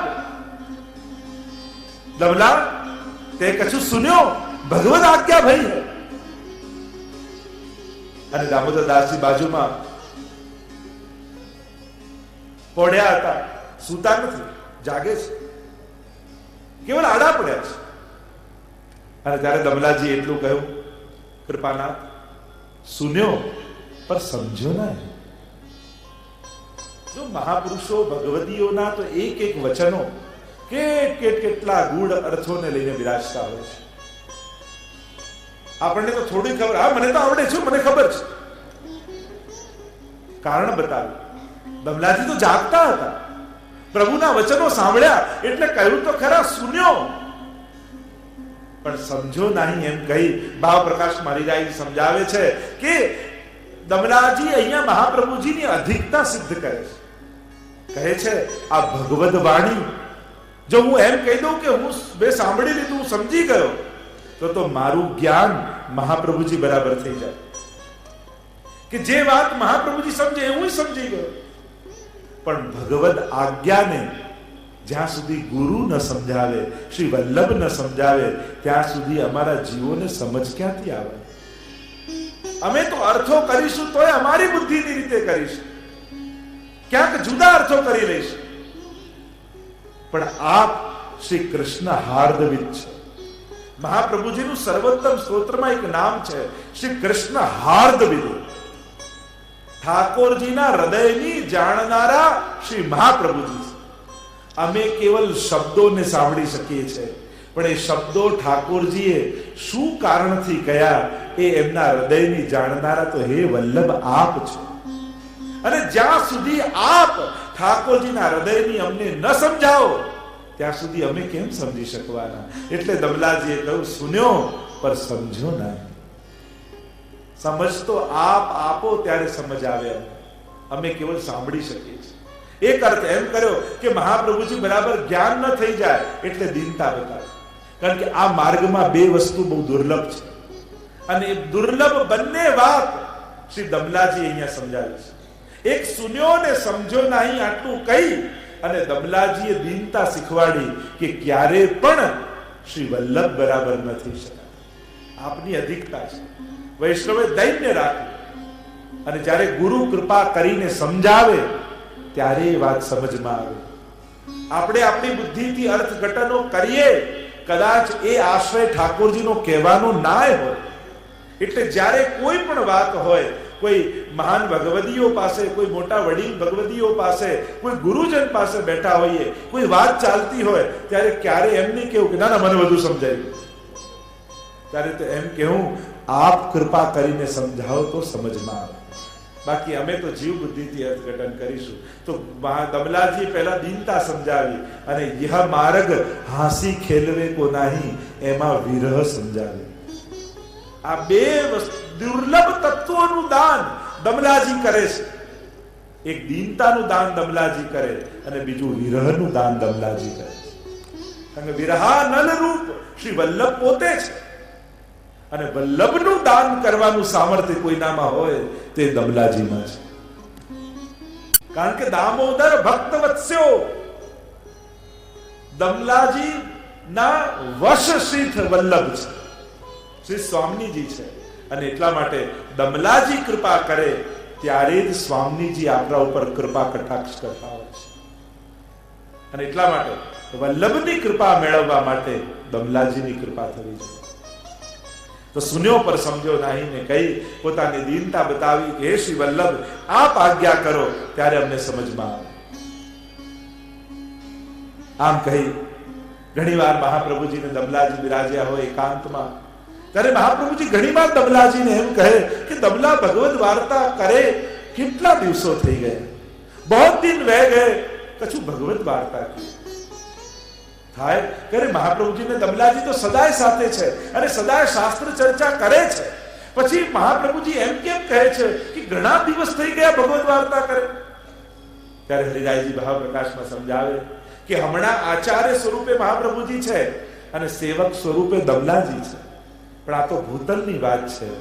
મહાપ્રભુજી તો સંકેત લીલાનો કરી રહ્યા છે કે લીલામાં મહાપ્રભુજી સ્વામીજી સ્વરૂપે છે અને શ્રી લલિતાજી સ્વરૂપે દમલાજી છે. એટલે મહાપ્રભુજી એમ કહે છે કે અહીંયા આચાર્ય અને સેવક સ્વરૂપે તો ભગવત ચર્ચા શાસ્ત્ર ચર્ચા કરીએ છે, પણ બહુ સમય થઈ ગયો સ્વામીજી સ્વરૂપે અને લલિતાજી સ્વરૂપે ઠાકોરજીની રસ વાર્તા કરે, ભગવત વાર્તા કરે. અને એનો સંકેત કરી રહ્યા છે કે રસરૂપે વાર્તા નથી કરી, એમ ચર્ચા કરી. આગળ બીજા પ્રસંગોમાં શ્રી ગોકલેશ પ્રભુ વર્ણન કરે છે કે 3 વાર શ્રી ઠાકોરજી પાસે મહાપ્રભુજીએ માંગ્યું કે દમલા કી દેહ મેરે આગે ન છૂટે, દામોદર દાસજીની દેહ મારી આગળ ન છૂટે એવી પ્રભુ કૃપા કરજો. કારણ પુષ્ટિ ભક્તિના ભાવનું સ્થાપન શ્રી મહાપ્રભુજીએ દમલાજીની ભીતર કર્યું છે. અને દમલાજીની ભીતર કર્યું છે એટલે મહાપ્રભુજી ઈચ્છે છે કે આ ભાવ સદાય માટે, જ્યાં સુધી પુષ્ટિ માર્ગની સ્થિતિ છે ત્યાં સુધી દમલાજીની પણ સ્થિતિ છે. એટલે 10 જન્મનો અંતરાય એમ કહ્યું દમલાજી માટે. 10 જન્મ દમલાજી ના કયા, કારણ કે જ્યાં સુધી 500 વર્ષ એમ કહેવાય કે પુષ્ટિ માર્ગની સ્થિતિ, એટલે જ્યાં સુધી પુષ્ટિ માર્ગ છે ત્યાં સુધી દમલાજી પણ આ માર્ગમાં છે. કોઈ વ્યક્તિ તરીકે નહીં, પણ અનેક વૈષ્ણવોમાં પ્રભુ કરતા પણ મહાપ્રભુ વિશેષ છે. એ ભાવ રૂપે દમલાજી આજે પણ અનેક દૈવી જીવોના હૃદયમાં આજે પણ વિદ્યમાન છે, પ્રગટ સ્વરૂપે બિરાજમાન છે. આ ભાવ દમલા છે. કયો ભાવ? કે જગન્નાથજી કરતા પણ મારા વલ્લભ મારા માટે વિશેષ છે. એ ભાવરૂપ દમલાજીની પુષ્ટિ માર્ગમાં સદાય સ્થિતિ રહેવા. આમ જ્યારે કહ્યું 3 વાર માંગ્યું તો કહ્યું આમ કેમ કહ્યું, દમલાજીની સ્થિતિ કેમ કહી? કારણ કે પુષ્ટિનો ભાવ દમલાજીના હૃદયમાં સ્થાપિત મહાપ્રભુજી. તો પ્રશ્ન કર્યો તો કે ગુસાઈજીના હૃદયમાં કેમ સ્થાપિત ન કર્યો અને દમલાજીના હૃદયમાં સ્થાપિત કર્યો? જો ગુસાઈજીના હૃદયમાં સ્થાપિત કરી દીધો હોત તો વલ્લભકુલમાં એમને આ માર્ગની સ્થિતિ રહે. પણ ગુસાઈજીના હૃદયમાં સ્થિત ન કરતા દમલાજીના હૃદયમાં કેમ સ્થાપિત કર્યો? ત્યારે ભાવ પ્રકાશ મારીરાયજી સમજાવે કે મહાપ્રભુજીને ભક્તોનો માર્ગ પ્રગટ કરવો છે, ઈશ્વર માર્ગ પ્રગટ નથી કર્યો. જો ગુસાઈજીના હૃદયમાં સ્થાપિત કર્યો હોત તો આ માર્ગ ભગવદીયોનો, ભક્તોનો માર્ગ ન કહેવાય, ઈશ્વર માર્ગ કહેવાય. કારણ કે ગુસાઈ તો પૂર્ણ પુરુષોત્તમ છે અને એમના હૃદયમાં જો સ્થિતિ રહે તો ઈશ્વર માર્ગ બની જાય. પણ મહાપ્રભુજીએ ગુસાઈજીના હૃદયમાં સ્થાપિત ન કરતા દમલાજીના હૃદયમાં સ્થાપિત કરી આને ભક્તિનો માર્ગ બનાવ્યો, ભક્તોનો માર્ગ બનાવ્યો. અને એટલા માટે સ્વયં ગુસાઈજી પણ માર્ગની સ્થિતિ જાણવા, માર્ગના ગ્રંથોનું રસ જાણવા, ભાવ જાણવા માટે દમલાજી પાસે જઈ છે. અને શ્રાદ્ધ કરાવીને કહ્યું મારી દક્ષિણા લાવ. તો કે દક્ષિણામાં આપને શું જોઈએ છે? તો કહ્યું કે મને મહાપ્રભુજીના ગ્રંથોનું દાન કરો. અને ત્યારે 1.5 શ્લોક સિદ્ધાંત રહસ્યનો શ્રી દમલાજીએ ગુસાઈજીને શીખવાડ્યો. અને આ 1.5 શ્લોક એ સમગ્ર પુષ્ટિ સિદ્ધાંતના સાર રૂપ છે. આ 1.5 શ્લોકનો વિસ્તાર જ સર્વ ગ્રંથો છે. એટલે આ 1.5 શ્લોક શીખવાડી શ્રી દમલાજીએ ગુસાઈજીના હૃદયમાં મહાપ્રભુજીના સર્વ ગ્રંથોનું સ્થાપન કરી દીધું છે. આમ ભાવ પ્રકાશમાં દમલાજીના માર્ગની વિશેષતા બતાવી. વાર્તા પ્રસંગ 3. એક વાર દમલાજી અને શ્રી ગુસાઈજી બિરાજ્યા છે અને દમલાજીને જોઈ ગુસાઈજીના મનમાં સહજ પ્રશ્ન જાગ્યો અને કહ્યું, દમલાજી, આપ શ્રી વલ્લભને શું કરીને જાણો છો? અને ત્યારે દમલાજી એટલે કહ્યું કે આ દુનિયામાં સૌથી મોટા પુરુષોત્તમ કોઈ હોય તો એ જગન્નાથજી છે. સૌથી મોટા ઈશ્વર જગન્નાથજી છે. તો દમલાજી કહેવા લાગ્યા, આપે પ્રશ્ન કર્યો કે હું વલ્લભને શું કરીને જાણું છું? અને ત્યારે દમલાજી સામે પ્રશ્ન કરતા કહ્યું કે હું તો મહાપ્રભુજીને જગન્નાથજી કરતા પણ વિશેષ કરીને જાણું છું, મોટા કરીને જાણું છું. મારા મને પ્રભુ કરતા પણ મહાપ્રભુ મોટા છે. ત્યારે સહજમાં જિજ્ઞાસા થઈ ગુસાઈજીને. અને ગુસાઈજીએ કહ્યું કે દમલાજી, આપ સર્વથી મોટા પ્રભુને કહો છો તો શ્રી વલ્લભને એમનાથી પણ મોટા કેમ કહો છો તમે? ત્યારે દમલાજી સામે પ્રશ્ન કરતા કહ્યું, બતાવો બાબા, દાન બડો કે દાતા? મોટું કોણ, દાન કે દાતા? કરોડોના ઢગલા પડ્યા હોય પણ કોઈ આપનારું ન હોય તો દાન પોતે જઈ શકતું નથી. એટલે કે કોઈ પણ વસ્તુ એ દાતાને આધીન છે કે એ દાન બનશે કે એનો અન્ય જગ્યાએ ઉપયોગ થશે. એ સ્વયં વસ્તુ કોઈના જીવના પુણ્યનું યા ઉદ્ધારનું કારણ નથી બની શકતી, પણ એ વસ્તુનો વિનિયોગ એના ઉદ્ધારનું કારણ બને છે. અને એટલા માટે શ્રીનાથજી બાવા એ દાન છે અને શ્રી મહાપ્રભુજી એ દાતા છે. અને એટલા માટે દાન કરતા હંમેશા દાતા મોટો હોય છે. કારણ કે દાતા એને જ્યારે આપવા માંગે ત્યારે એને આપી શકે છે, પણ દાન પોતે જઈ શકતું નથી.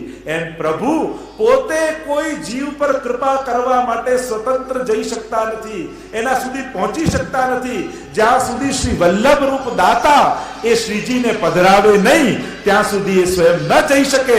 એટલા માટે મારા મને તો શ્રીનાથજી કરતા પણ મહાપ્રભુજી મોટા છે.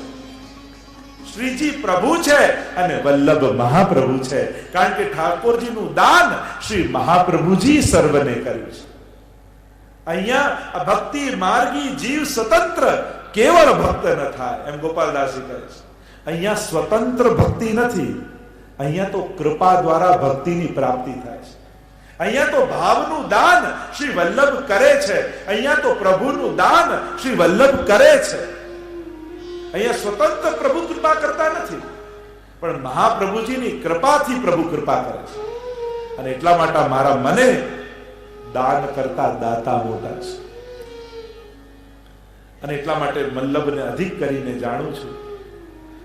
આવો એ દમલાજીનો ભાવ છે. અને એટલા માટે દમલાજી સમસ્ત પુષ્ટિ જીવો માટે વંદનીય છે. કારણ કે દમલાજી અને પ્રભુ મહાપ્રભુજીમાં, કારણ કે દમલાજીના રોમ રોમમાં શ્રી મહાપ્રભુજી વિદ્યમાન છે. અને એટલા માટે એકવાર કુમનદાસજી ગોવિંદદાસ શ્રી ગુસાઈજીની સાથે હસી ખેલ કરી રહ્યા હતા, હસી મજાક ચાલી રહ્યો હતો. એટલામાં દમલાજી ત્યાં પધાર્યા. જોયું તો ગુસાઈજી સર્વની સાથે હાસી ખેલ કરે છે. ત્યારે દમલાજી ત્યાં પધાર્યા અને આટલું બોલ્યા કે બાબા, ये मार्ग ताप क्लेश को है, हासी खेल को नहीं. અને ત્યારે ગુસાઈજી મૌન થઈ ગયા. દમલાજી ત્યાંથી પધાર્યા ત્યારે ગુસાઈજી બહુ પ્રસન્ન થયા અને કહ્યું કે દમલાજીએ બહુ કૃપા કરી કે મને આમ કરીને ટોક્યા. કારણ દમલાજી એ કેવલ કોઈ વ્યક્તિ નથી, દમલાજીના રોમ રોમમાં શ્રી મહાપ્રભુજી બિરાજમાન છે. અને ગુસાઈજી અહીંયા પોતે કહે છે કે આ શબ્દો દમલાજીએ નથી કહ્યા, પણ એમના હૃદયમાં બિરાજી સ્વયં મહાપ્રભુજીએ મને કહ્યા છે. કારણ કે એક ક્ષણ માટે પણ દમલાજીને શ્રી વલ્લભનું વિસ્મરણ થતું નથી. સખંડ અખંડ અને સતત શ્રી વલ્લભનો વાસ દમલાજીના હૃદયમાં છે. અને એટલા માટે દમલાજી જે બોલે છે એ દમલાજી તો માધ્યમ બને છે, પણ સ્વયં શ્રી વલ્લભ એમના મુખે કહી રહ્યા છે. આવો ભાવ શ્રી ગુસાઈજીએ બતાવ્યો. અને ભાવ પ્રકાશમાં તો હરિરાયજી અલૌકિક વાત કરે છે. અલૌકિક વાત કરતા અલૌકિક ભાવ બતાવતા કહ્યું કે દમલાજી એ લલિતાજીનું સ્વરૂપ છે અને ગુસાઈજી એ ચંદ્રાવલીજીનું સ્વરૂપ છે લીલા. અને ચંદ્રાવલીજી એ પરકીયા ભાવના ગોપીજનના સ્વામીજી છે. બે પ્રકારના ગોપીજનો, એક સ્વકીયા અને બીજા પરકીયા.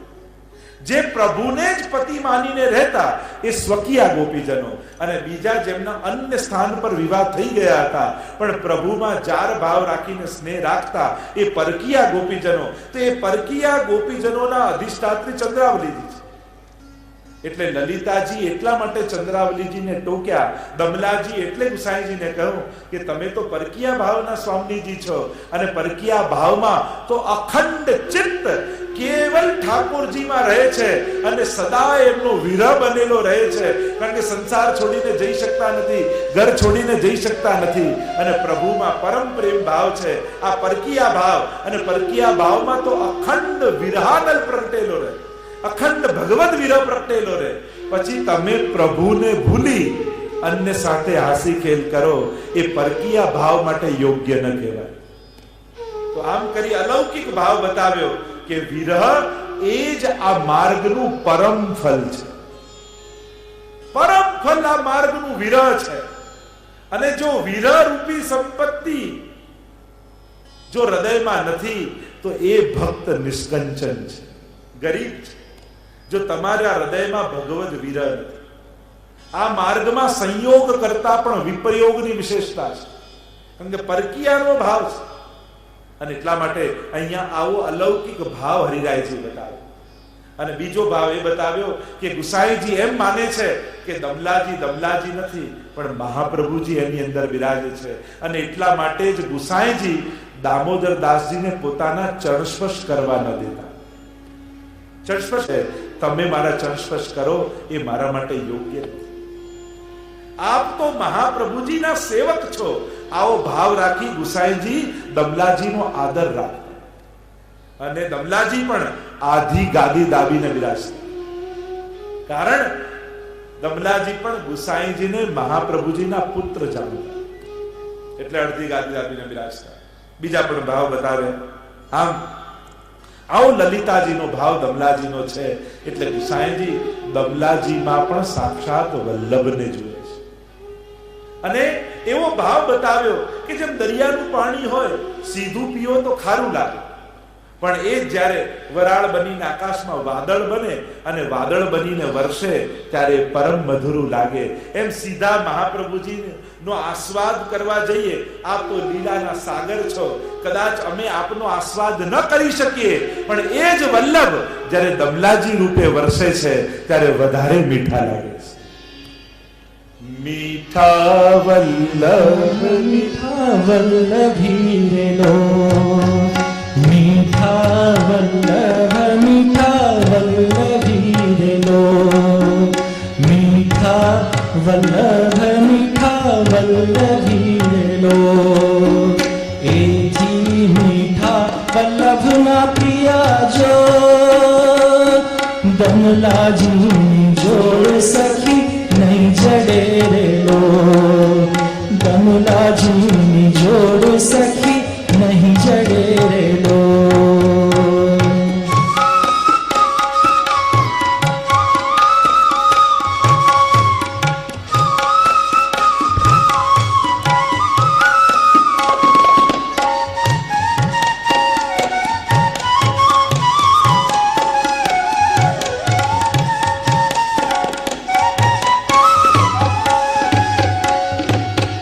દમલાજી છે સુંદર સોહામણા રેલો,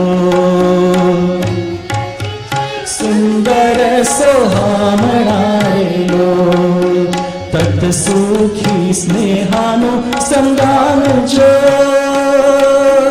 દમલાજી જોડ સખી નહીં જડે રેલો, દમલાજી જોડ સખી નહીં જડે રેલો.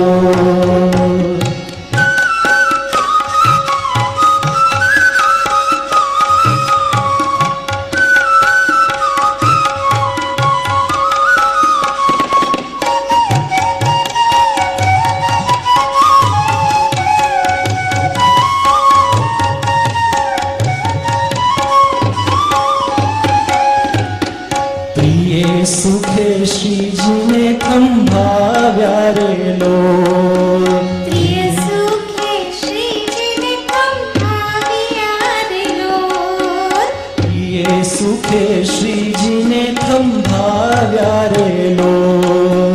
પ્રિય સુખે શ્રીજીને ખંભાવ્યા રેલો. શ્રીજીએ કીધો પક્ષપાત જો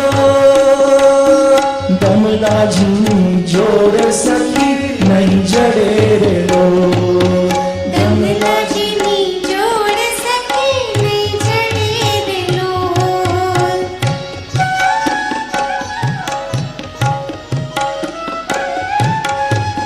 વલ્લભ કરતા પણ શ્રી દમલાજીને વિશેષ રૂપે માન્યા. મીઠા વલ્લભને મીઠા એ ભગવતીઓ અને દમલાજીને એમાં પણ વિશેષ શ્રી દમલાજીનું મહાત્મ્ય ભક્ત શિરોમણી રૂપે શ્રી દમલાજીને આપણે માન્યા અને એટલે જ અમારા ભક્તો ગાન કરવા ગયા. દમલાને કાજ પુષ્ટિ માર્ગ પ્રગટાવ્યો, દમલાજીને કાજ પુષ્ટિ માર્ગ પ્રગટાવ્યો, દમલાજીને કાજ પુષ્ટિ માર્ગ પ્રગટાવ્યો. દમલાજીને કાજ પુષ્ટિ માર્ગ પ્રગટાવ્યો. દમલા માર્ગનું મૂળ જો દમલાજી જોડ સખી નહીં જડે રેલો, દમલાજીની જોડ સખી નહીં જડે રેલો.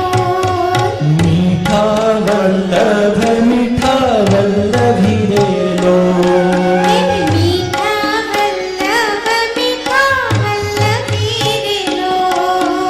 એથી મીઠા વલ્લભના પ્રિયા જો દમલાજી જોડ સખી નહીં જડે રેલો, દમલાજીની જોડ સખી નહીં જડે રેલો. એવા શ્રી દમલાજી જેના રોમ રોમમાં શ્રી મહાપ્રભુજી વિદ્યમાન છે. પિતાનું શ્રાદ્ધ હતું દામોદર દાસજી. શ્રી ગુસાઈજીએ શ્રાદ્ધ કરાવી 1.5 શ્લોક દક્ષિણામાં માંગ્યા. સર્વભાવ હૃદયારૂઢ થયો. દર 3 દિવસે શ્રી મહાપ્રભુજી દમલાજીને દર્શન આપતા. થઈ જાય અને દર્શન ન થાય તો દમલાજીના પેટમાં ભારે દર્દ થાય. ત્રીજા દિવસે આવી શ્રી મહાપ્રભુજી દર્શન આપે.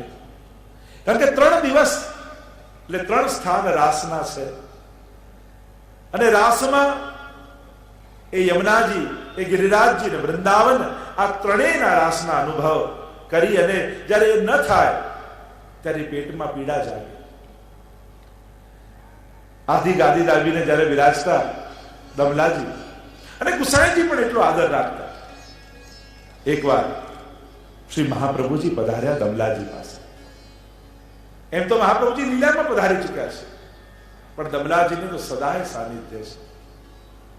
મહાપ્રભુજી પ્રગટ થયા અને દમલાજીને પ્રશ્ન કર્યો, दमला तू गुसाई जी को कहा करी के जाने हैं? तो गुसाई जी ने शू करीने जाने जयराज आपके पुत्र करी के जानो, आपना पुत्र છે એવો ભાવ રાખીને હું જાણું છું. ત્યારે મહાપ્રભુજીએ કહ્યું, દમલા मेरे पुत्र नहीं मेरो ही स्वरूप करके जानो. મારા પુત્ર રૂપે ન જાણતા, પણ મારા ને ગુસાઈજીમાં કોઈ ભેદ નથી, મારું જ સ્વરૂપ કરીને જાણજો. અને એટલે જ આપણે ત્યાં શ્રી મહાપ્રભુજી અને એમના બાળકો ને એક કરીને જાણીએ છીએ. એ જ મહાપ્રભુજીના સ્વરૂપનો વિસ્તાર કરીને જાણીએ છીએ. પણ મને ઘણી વાર એમ થાય કે વૈષ્ણવો તો વલ્લભ કુલને વલ્લભ રૂપે કરીને જાણે છે, પણ અમારા પક્ષે પણ વલ્લભ કુલ પક્ષે પણ એમ ચોક્કસ થવું જોઈએ કે દરેક વૈષ્ણવને અમે પણ દમલાજી સ્વરૂપે જોઈ શકીએ.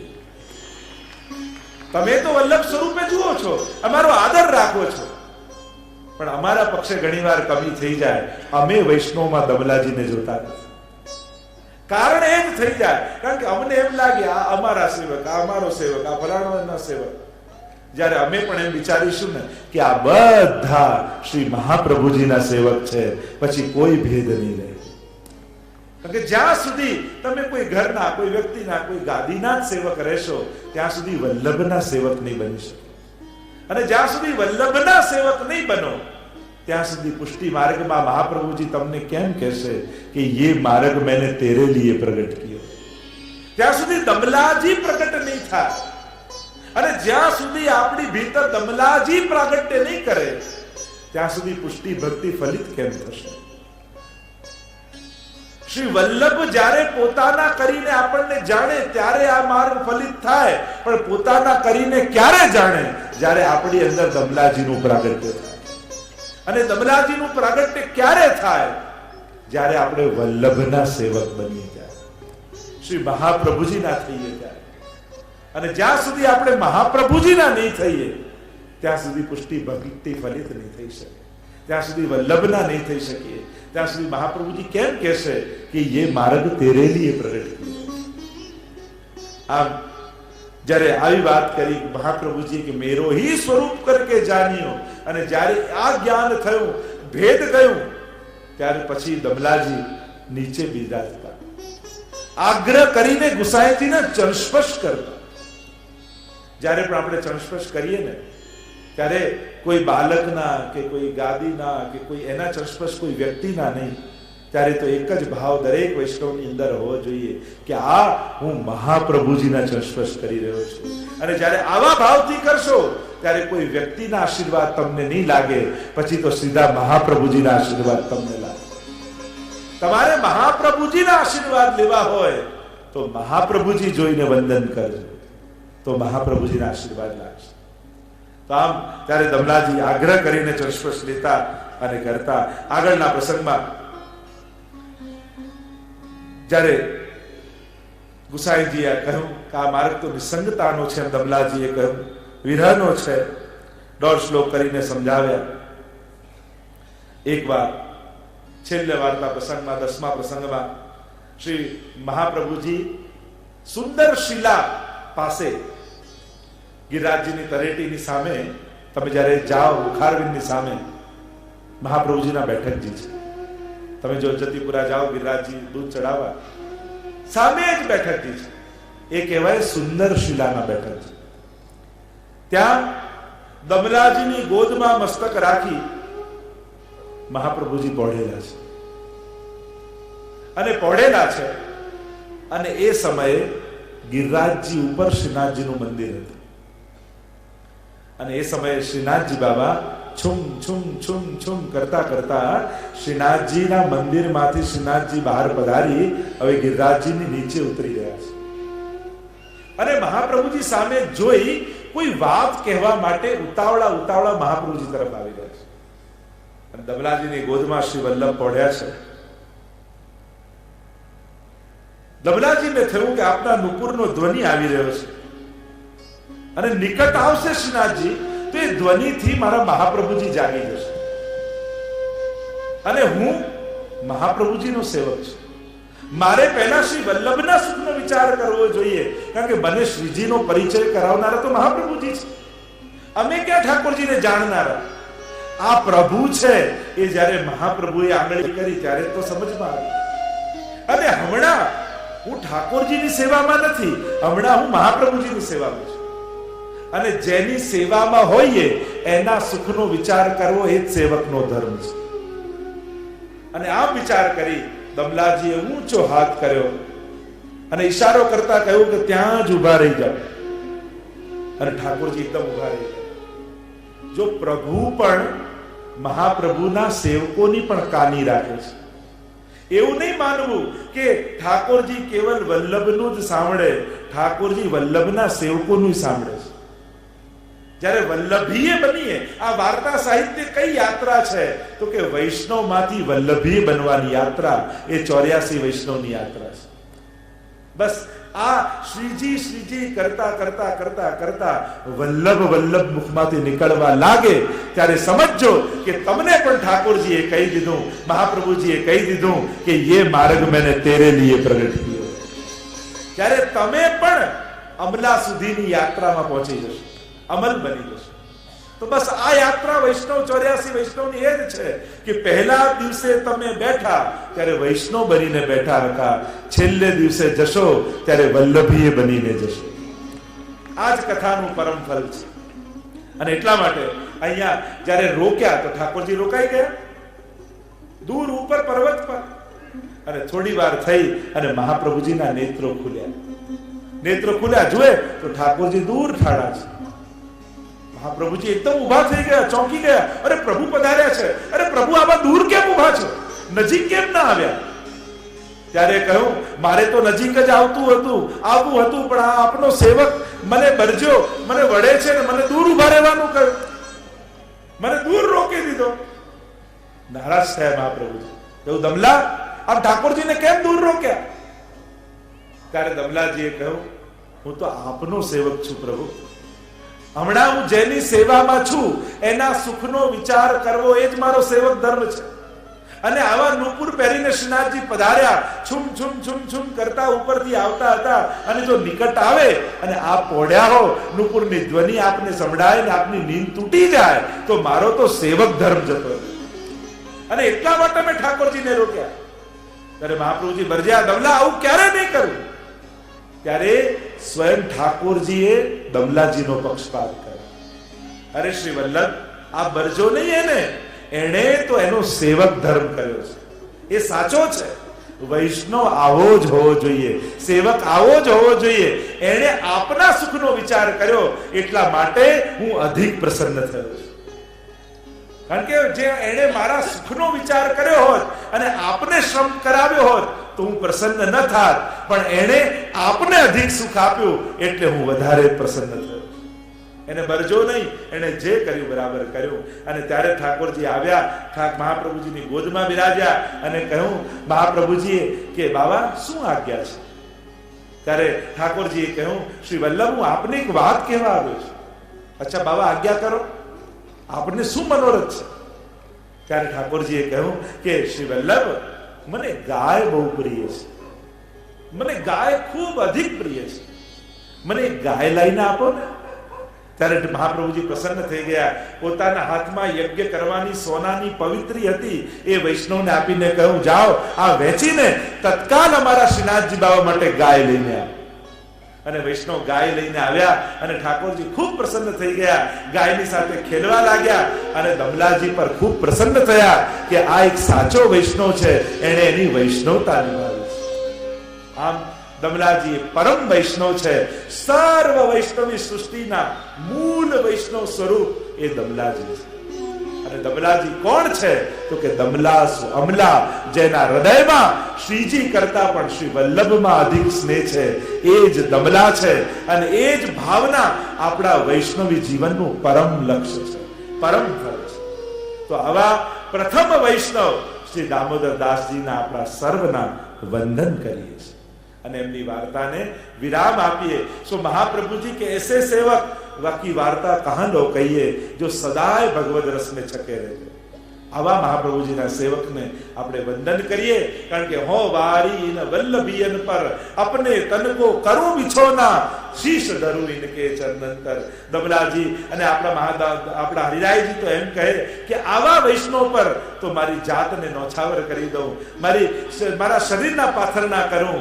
આવા વલ્લભીઓ જીવનમાં ક્ષણવાર માટે પણ મળી જાય તોય અમારી પુષ્ટિ ભક્તિ ફલિત થઈ જાય, એમ અમારે હરિરાયજી કહે. અને હવે સમય પણ થવા આવ્યો છે. પ્રથમ દિવસનો ગુસાઈજીનો ઉત્સવ આજે છે.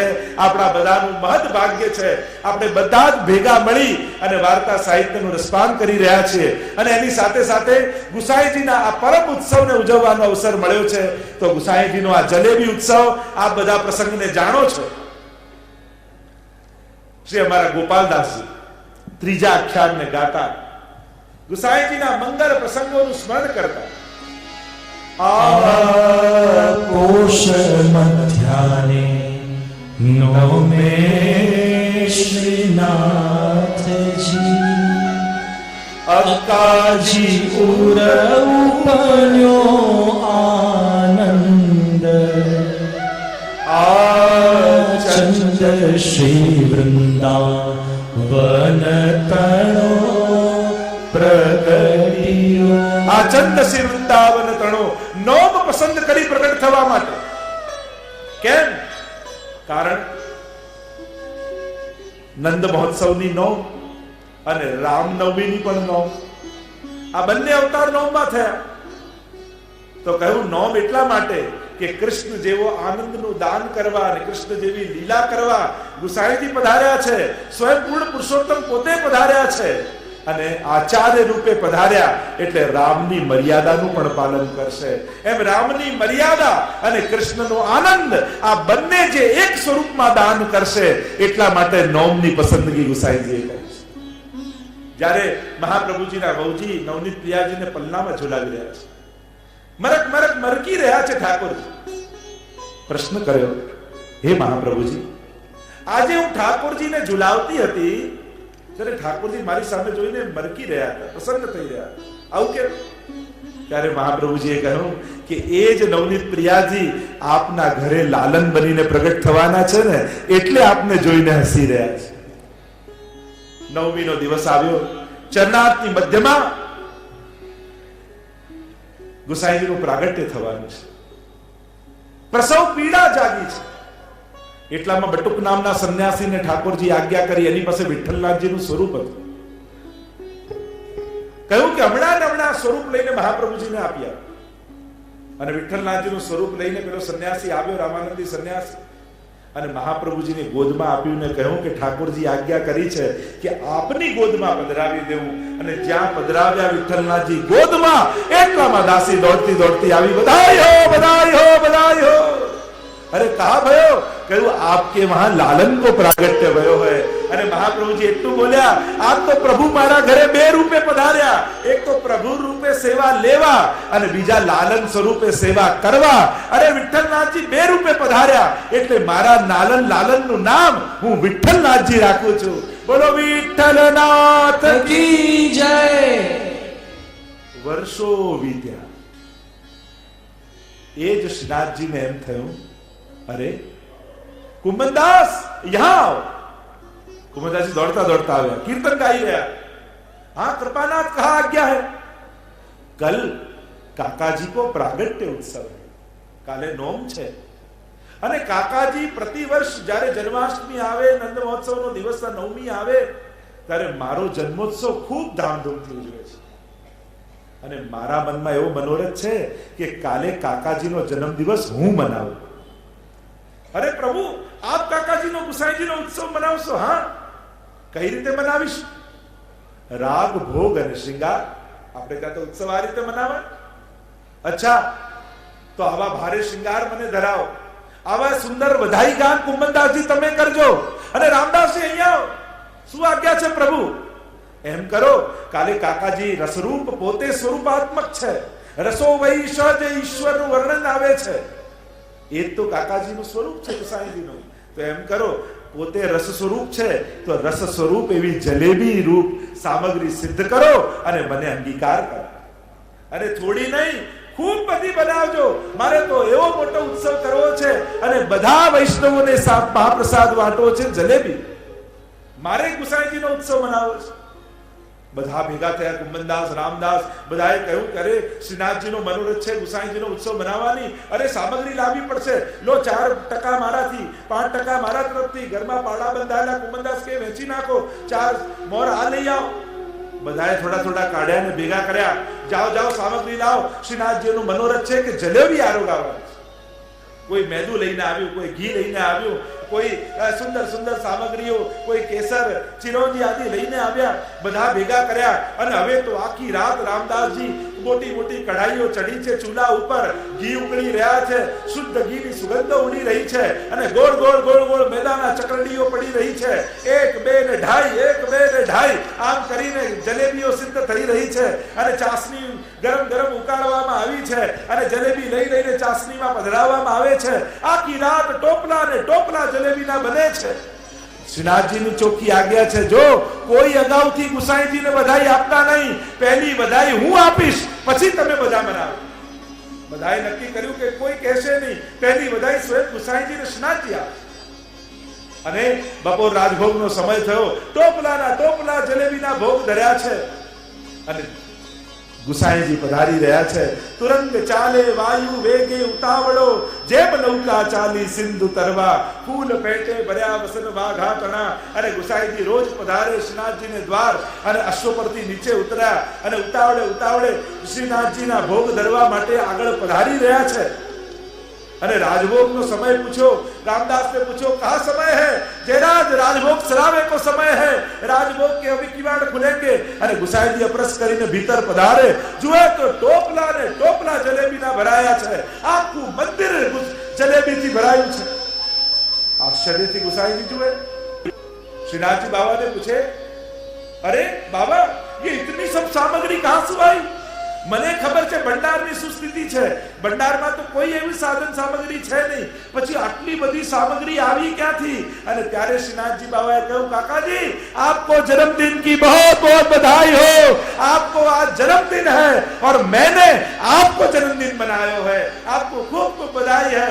અને ગુસાઈજી તો એવા ભાવાવેશમાં આવી ગયા, એટલામાં બધા જ વૈષ્ણવ દોડતા આવ્યા, આનંદ કિલ્લોલ કરતા, શ્રી વલ્લભ ને દ્વાર રે आनंद अपार रे प्रगट्या श्री विठलनाथ जी, हारे आज वल्लभ में द्वार रे. आनंद अपार रे प्रगट्या श्री विठलनाथ